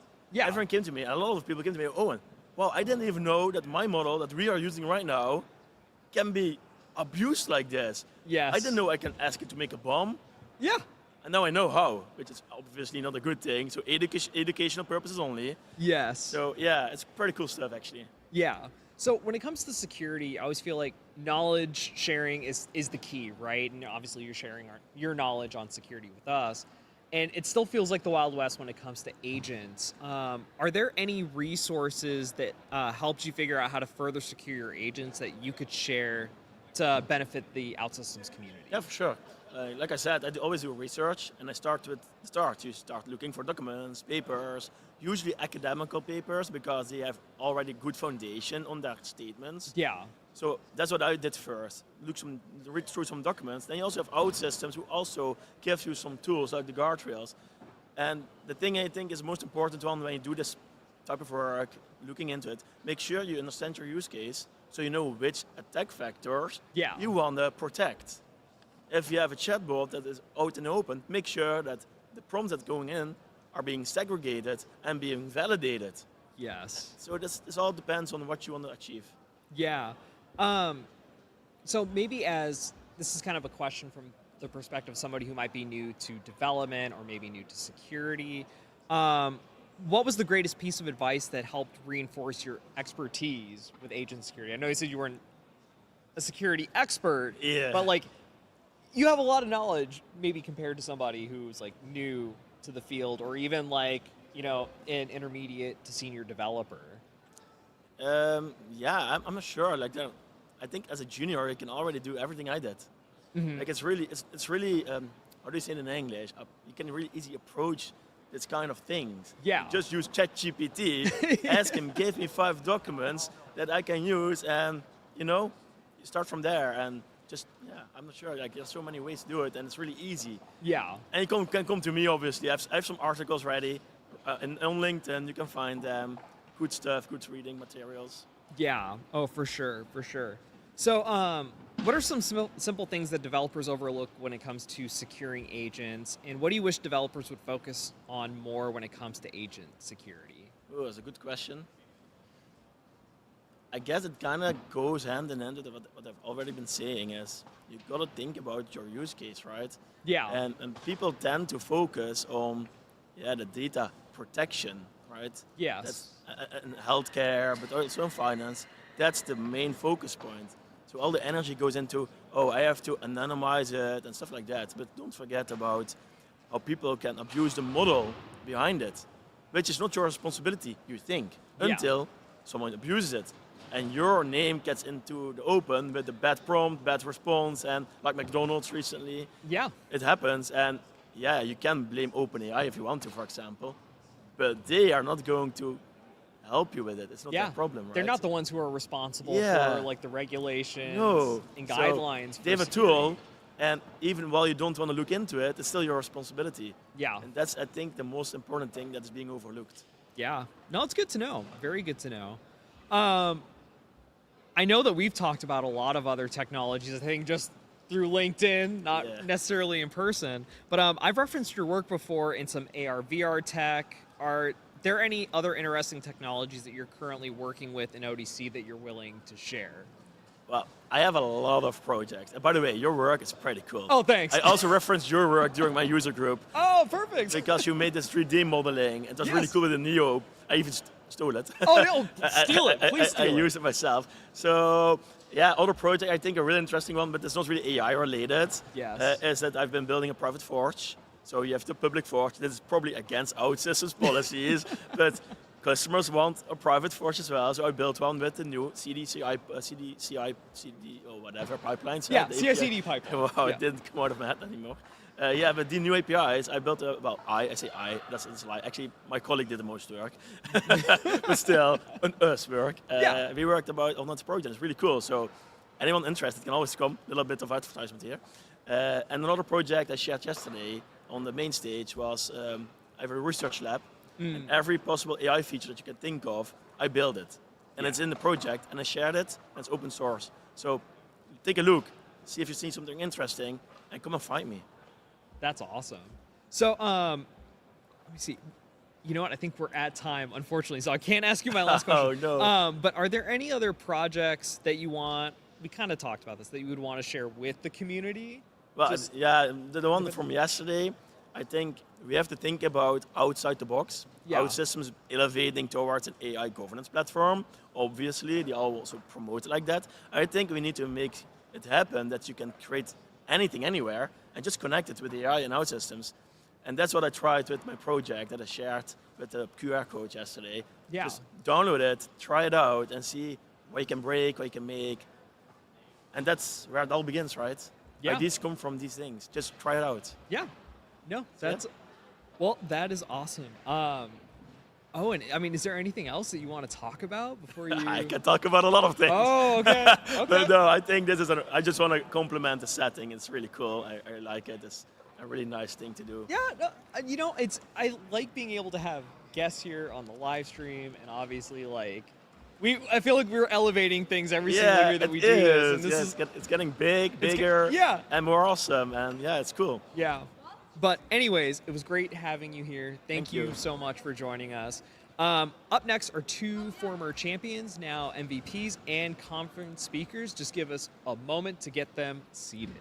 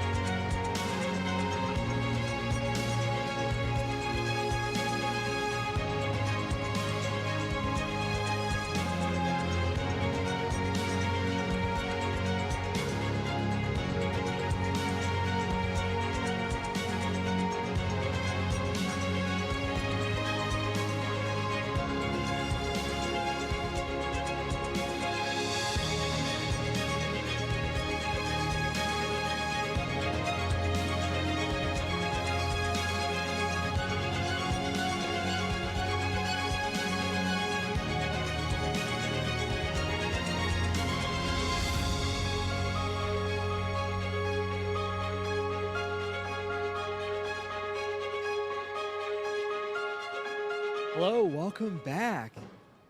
Thanks for joining me here, guys. Welcome to the show. I know we're getting towards the end of the day of two very, very long days, but could you please introduce yourselves to the stream? Yeah, starting with me, Luis Monteiro. First of all, I'm pleasure to be here with you, Logan. Thank you for this opportunity. I'm 40 years old, OutSystems MVP, and also now AI agent builder.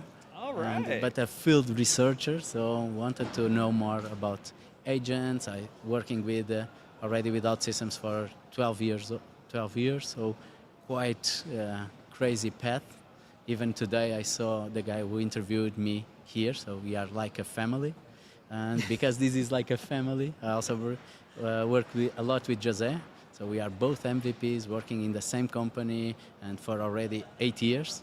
And for that, I will pass the word to you, Jose. Yeah, thank you, Luis. And yeah, again, thanks for having us. Yeah, absolutely. Yeah, I'm Jose, 30 years old, working for Crump, as Luis said, and really passionate, really curious. That's why we also entered this age of AI, trying to build agents, trying to accept all the challenges that were thrown at us. So yeah, really happy with this new wave. Yeah, that's awesome. Now, I know you guys mentioned your MVPs, but you're also speakers at this year's ONE conference. What is your presentation on? Well, the main thing about our presentation is that it was about a journey, right? It started last year because we were challenged to create an agent for Jira, manage tickets, work with refinements, and it has been a year and the agent has evolved quite a lot. So we noticed a lot of changes, a lot of challenges, and we just wanted to talk about that journey. How did that go? What have we changed? What have we learned? And it's all about the empirical knowledge. We didn't share like the top 5 most important things about AI, nothing like that. This is what we have seen because we have tried it. Some things worked, some things failed, and just sharing that experience of seeing an agent grow. Yeah. So now, when I was developing questions for your interview, I received, I think, the best brief I've ever received for a presentation, and I just wanted to share it with the stream. It basically said, not basically, it said exactly this. This session will be about agentic apps in production, why they're so difficult to succeed, and what you learned the hard way getting yours to survive. Think BBC Wildlife meets OutSystems, narrated through a David Attenborough style. I don't know if you guys came up with that or somebody like got it ahead of time and like passed that along, but I love that explanation.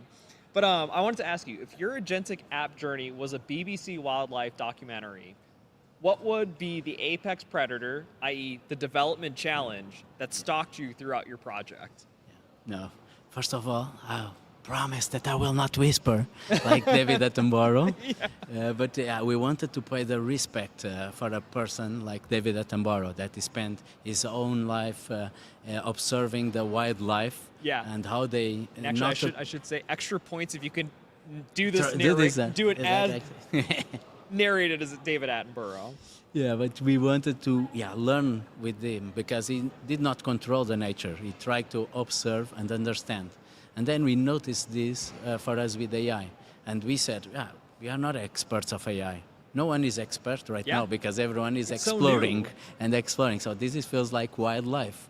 So we decided, let's try to find like a field researcher going to there, trying, iterate the agent, start testing, see if it works, it failed, so what failed, what we need to do. And for example, we needed for our gyro agent, we started with the synchronous, and the first year during the demo, it failed because we tried to do everything. We were all with the hype of AI and trying, we'll put a transcript from a Word file that 1 hour refinement, and they will create the stories for us. And it was just impossible with 60 seconds. So we decided, no, let's move it to a sync pattern. Let's start creating some boundaries on this.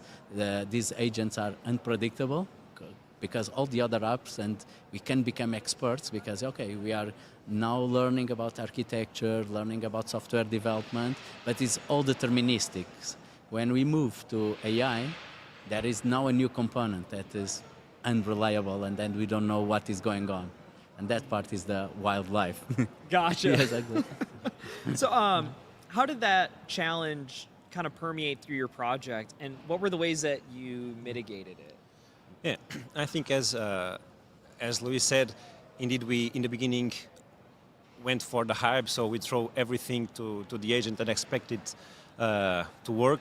And so, for example, we would give all the inputs and all the outputs from the tools and send it all to the agent. So it needed to figure out inputs that are not needed. It needed to understand outputs that are not needed, and you suddenly are just adding a lot of context. And so it would be really hard for him to follow along. Also, having one single agent with too many tasks. So by the end of the year, so when we started to go on this journey, suddenly we understand, you need to divide things, put different agents working together with different roles, just to be sure that, each one has its own task, its own set of tools. And by doing that, suddenly you have things much more sound. So we just understood that it's not all about the AI, just throwing everything at it. There's a lot of engineering still to be done there, right? Yeah. And that's then how you can mitigate this, because we before always talked about the human error, right? When we are doing UIs for humans, we understand that, they need to be nudged in the right direction in order to perform the tasks how we want them to perform.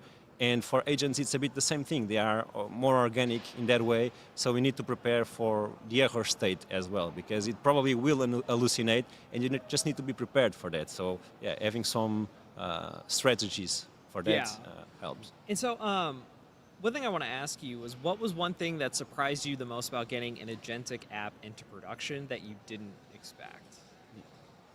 For me, first of all, having in production, because we have studied, and only 5% of agents go to production. Yeah, so it's exactly why I asked you this question. Yeah, so that was this part. How can we can ship our agent to production? Also, yesterday we had on our session a comparison with the turtles. So imagine the turtles get born in the sand and they need to go to the sea to grow. Okay? Yes. And most of them that hatchlings cannot reach the sea. And most of these agents, they have more or less the same pattern. And the issue is the lack of confidence of governance of the agents, because we're talking about unpredictability. So decision makers, developers, they don't have confidence enough to go and say, okay, this is fully ready to go to production. And this is why with OutSystems we couldn't, and when we have the beta for guardrails and for the evals, imagine we start, okay, in terms of security, no users can have violent conduct here. We are masking sensitive data, so we are happy with that. And also then with the evals, because we notice, okay, this is failing here, let's just iterate the system prompt, and now, oh no, it's good to go. And for me, it was these two, this confidence, that move us to production. Okay. Yeah. Well, maybe to add, the surprise for me was also a bit how different large language models work.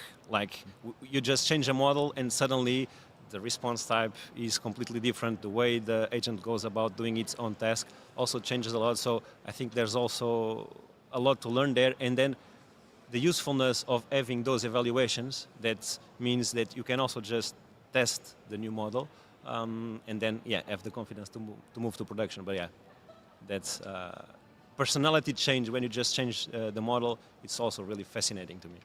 Yeah, no, good to know. So now I do know that we are out of time, and I just wanted to say thank you both for being here.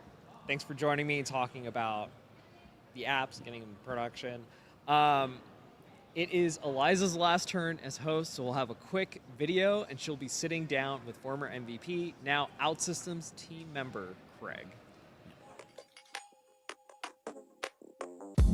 Vodafone is a global and customer-centric telco company. And during our digital transformation program, OutSystems was crucial to our modernization, to replace legacy systems and to revise and simplify some processes that we had in different areas of the organization.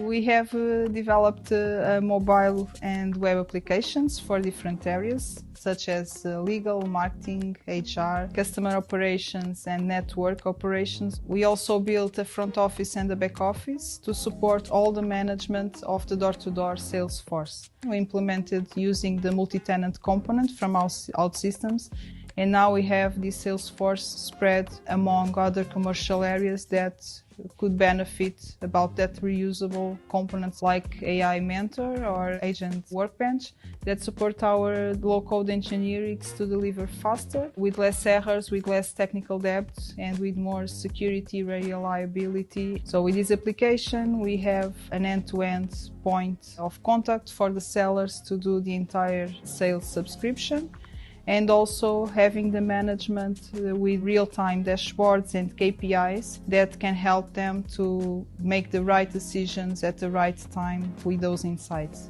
Before we were closing these sales in a few days, because we had some manual tasks and documentation that needed to be fulfilled by administrative people in Vodafone.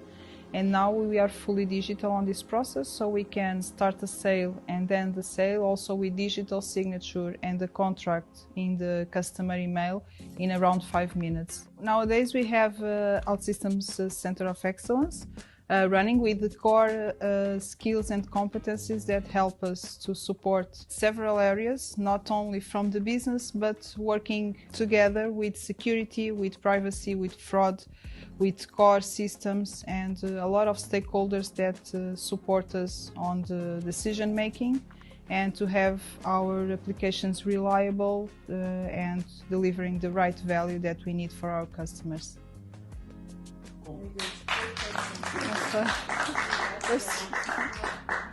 Acham que ficou... obrigada. Joining me now is Craig, who you may recognize from previous live streams or even the keynote yesterday. Craig is a Director of Product Management for Banking, Financial Services, and Insurance Solutions, but he has a long history with OutSystems. Craig, can you tell us about that history? Absolutely, and hello everyone. I'm Craig St. Jean. I started off at an insurance company that was focused on big IBM and Java software.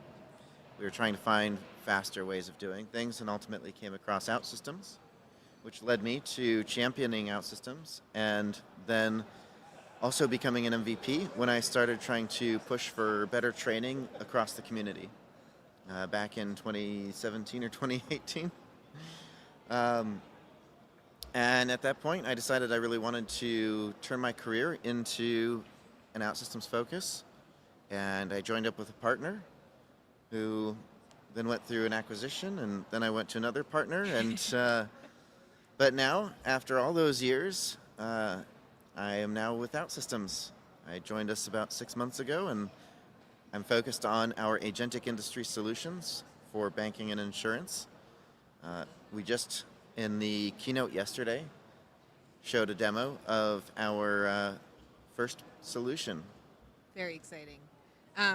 I do want to say, not only were you an MVP, but you've been a past speaker at ONE, correct? I have.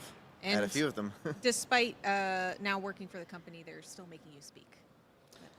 What do you get? It's okay. You get a cool T-shirt out of it, so that's I do. nice. I like my T-shirts. My entire wardrobe is OutSystems T-shirts. Can you tell us a little bit more about that? What the PM Solutions team does, kind of generally? Yeah. So it's a bit of a new role for OutSystems. So when you think product management, you typically think the people that are going and working with the engineering team and trying to define how we're going to build everything out and so on. And we have two major adjustments with this. First is that we have a team now dedicated to industry solutions and really trying to serve those industries, starting with banking and insurance and then moving into manufacturing, public sector, healthcare, energy, and so on, and trying to provide solutions for those groups that really meet the depth of expertise that they require. And the other difference is that I'm what we call an outbound product manager. So instead of being focused inwards, working with our engineering team, I am focused outwards at events like this on go-to-market strategies, working with our customers on what would benefit them. So that way our inbound product manager and engineering teams can go and make them a reality. I want to celebrate for a quick moment here. This is the first year we've ever had every single guest show up on time. And Craig knows that's exciting because our first ever Decoded at ONE, which was also in Amsterdam, yep. We pulled him straight from the expo hall floor to cover a guest that was late. We could see on the other side of the expo hall floor, but we didn't have time to run to her. So thank you for that, and welcome to OutSystems. Thank you. So you mentioned your keynote presence yesterday. Yes. I'm sure that was a lot of work to get together. It was a lot of fun to get together. Okay, good. For many hours. If anyone at home didn't watch the live stream, what did they miss in that section? Yeah, so it was a bit of a preview of what you're going to see with agentic industry solutions, where we started off with a general consumer who was talking to Claude or ChatGPT or so on, but in this case I was talking to Claude just about home renovations. And I asked the question, hey, I don't know how I can afford this. Can you help me out with that? And because Claude already knew that I was a customer at a bank that it had a connection to, it was able to leverage that through MCP, talk to the bank's agents, and give me a pre-qualified loan just through the AI, and then give me a link to open the bank's app and continue the conversation. And maybe 3 months ago or 6 months ago or so that, you might have thought, oh, that's, pie in the sky. That's not going to happen, right? How is ChatGPT or Claude going to know what bank I'm with how do they manage the authentication to know what user I am, and why in the world would I as a consumer trust it?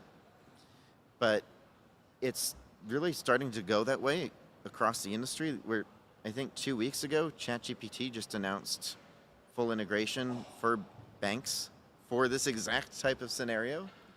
And now we're demonstrating how with OutSystems, you can make it a reality.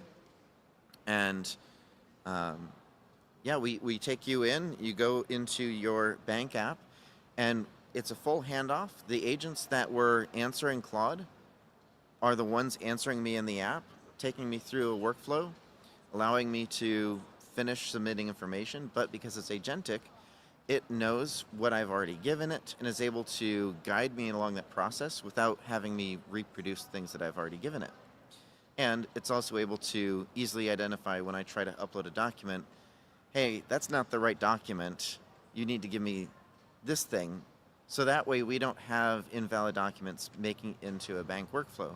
And it's a similar concept that works for any industry, just working with the customer live in real time, so that way you're not wasting money having a human review it later. And we took that all the way through application submission and then into a loan officer view, where we could see how agents were helping a loan officer transform their work from manually reviewing things to, hey, here's what you need to focus on right now, to here's the next thing you need to focus on, and really guiding and providing those recommendations, but not replacing the human. And then ultimately into ODC Portal, where one of the things that we're really focused on with our solutions is not just providing the solution, but providing evaluations and model recommendations. So that way, you know, there's so many models, especially if you're using AWS Bedrock. We just announced our partnership with them. They have the AWS models, but there's also open weight models and everything else that you have access to. And how do you know which model's the right one for your agent? And so for our industry solutions, we're doing that hard work for you and testing it against all these different models, so that way you know the best one that balances cost and performance. So cool. So that's incredible. That's what I showed, and that's what also will be live in the Forge next month. Whoa. Right now we have the agents that supported the process in the Forge, and next month you get the rest of it. I think you might be the first guest that mentioned the Forge this year. So great. I mean, great work. There should have been more discussion of the Forge. You wouldn't get your job done without the Forge. No, exactly. Get on the Forge, everyone. Yeah. Okay, so from OutSystems MVP from OutSystems skeptic. Yes. To OutSystems MVP to employee. What is your message to the developer community about their value to the company and where the platform is heading? Okay. So, I mean, as far as your value to your company, I've always looked at it as there are coders and developers. Coders want to write lines of code. Developers want to provide value to the business through IT solutions, which may involve coding. But they're not passionate about writing another line of code. They're passionate about bringing value. Yeah. And that's the whole thing with OutSystems that we allow you to do, is we can reduce the amount of coding that you have to do so you can apply that value to your business. And when you think about your career and where things are going, especially now that AI is in the mix, you know, how do you differentiate yourself and accelerate your career? And the way is by using something like OutSystems to bring value to your business very quickly in an enterprise grade fashion, and then do it again and again and again. Amazing. Well, thank you so much for joining us once again, Craig. Technically, this is your third appearance because you were on the first one twice. Because, again, someone was late. But I can't jinx our show anymore, and we did it. Every guest showed up, and we had successful conversations with every guest. So speaking of not jinxing our show, we are going to close the show coming up right now. We have a few calls to action, so stick with us. We're going to play a very quick video, 1 minute and 36 seconds, and then we'll be right back. You've heard about it, you saw the announcement for Woodson. Now let me show you just how easy it is to get started with OutSystems Agentic Systems Engineering. Let's jump into it.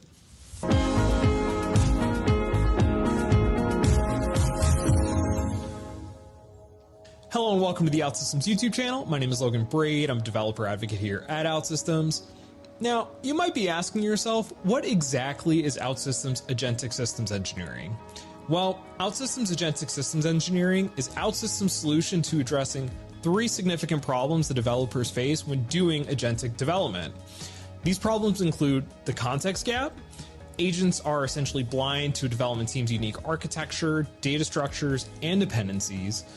The high velocity changes that AI introduces into modern development workflows, thus complicating reviews, validation, and the governance necessary to make robust apps. And the integrational and operational risks that AI poses, since many AI tools just don't operate inside core SDLC workflows and systems. So today we're talking about the solution that addresses the context gap, specifically Mentor being introduced directly into ODC. Now you have the ability to create applications side by side with Mentor in the IDE. What makes this so powerful is that you have the ability to alter your applications as you see fit. Whether that's with the AI, manually, or in tandem at the same time, Mentor will understand the context of your application to empower you to build the app as you see fit. Well, that is it for Decoded live in Amsterdam from 1/2026. But before you all go, there's a few things to do. First, as a reminder, if you played Logan's excellent trivia, we'll be randomly drawing names for our prize packs in a couple weeks, so look out for an email probably from me, instructing you on how to, first, if you won, and then second, how to enter a second drawing. So keep an eye out for that. And then secondly, the keynote and some, if not all, of our main stage videos are already in the attendee hub, so be sure to check that out. And then the recordings of every talk will be out over the next month. Finally, we would love to see you at ONE next year. Please start working on some really cool agentic use cases so you can deliver a talk and join us here on Decoded. Thank you for tuning in. We'll see you next time. Bye. Bye.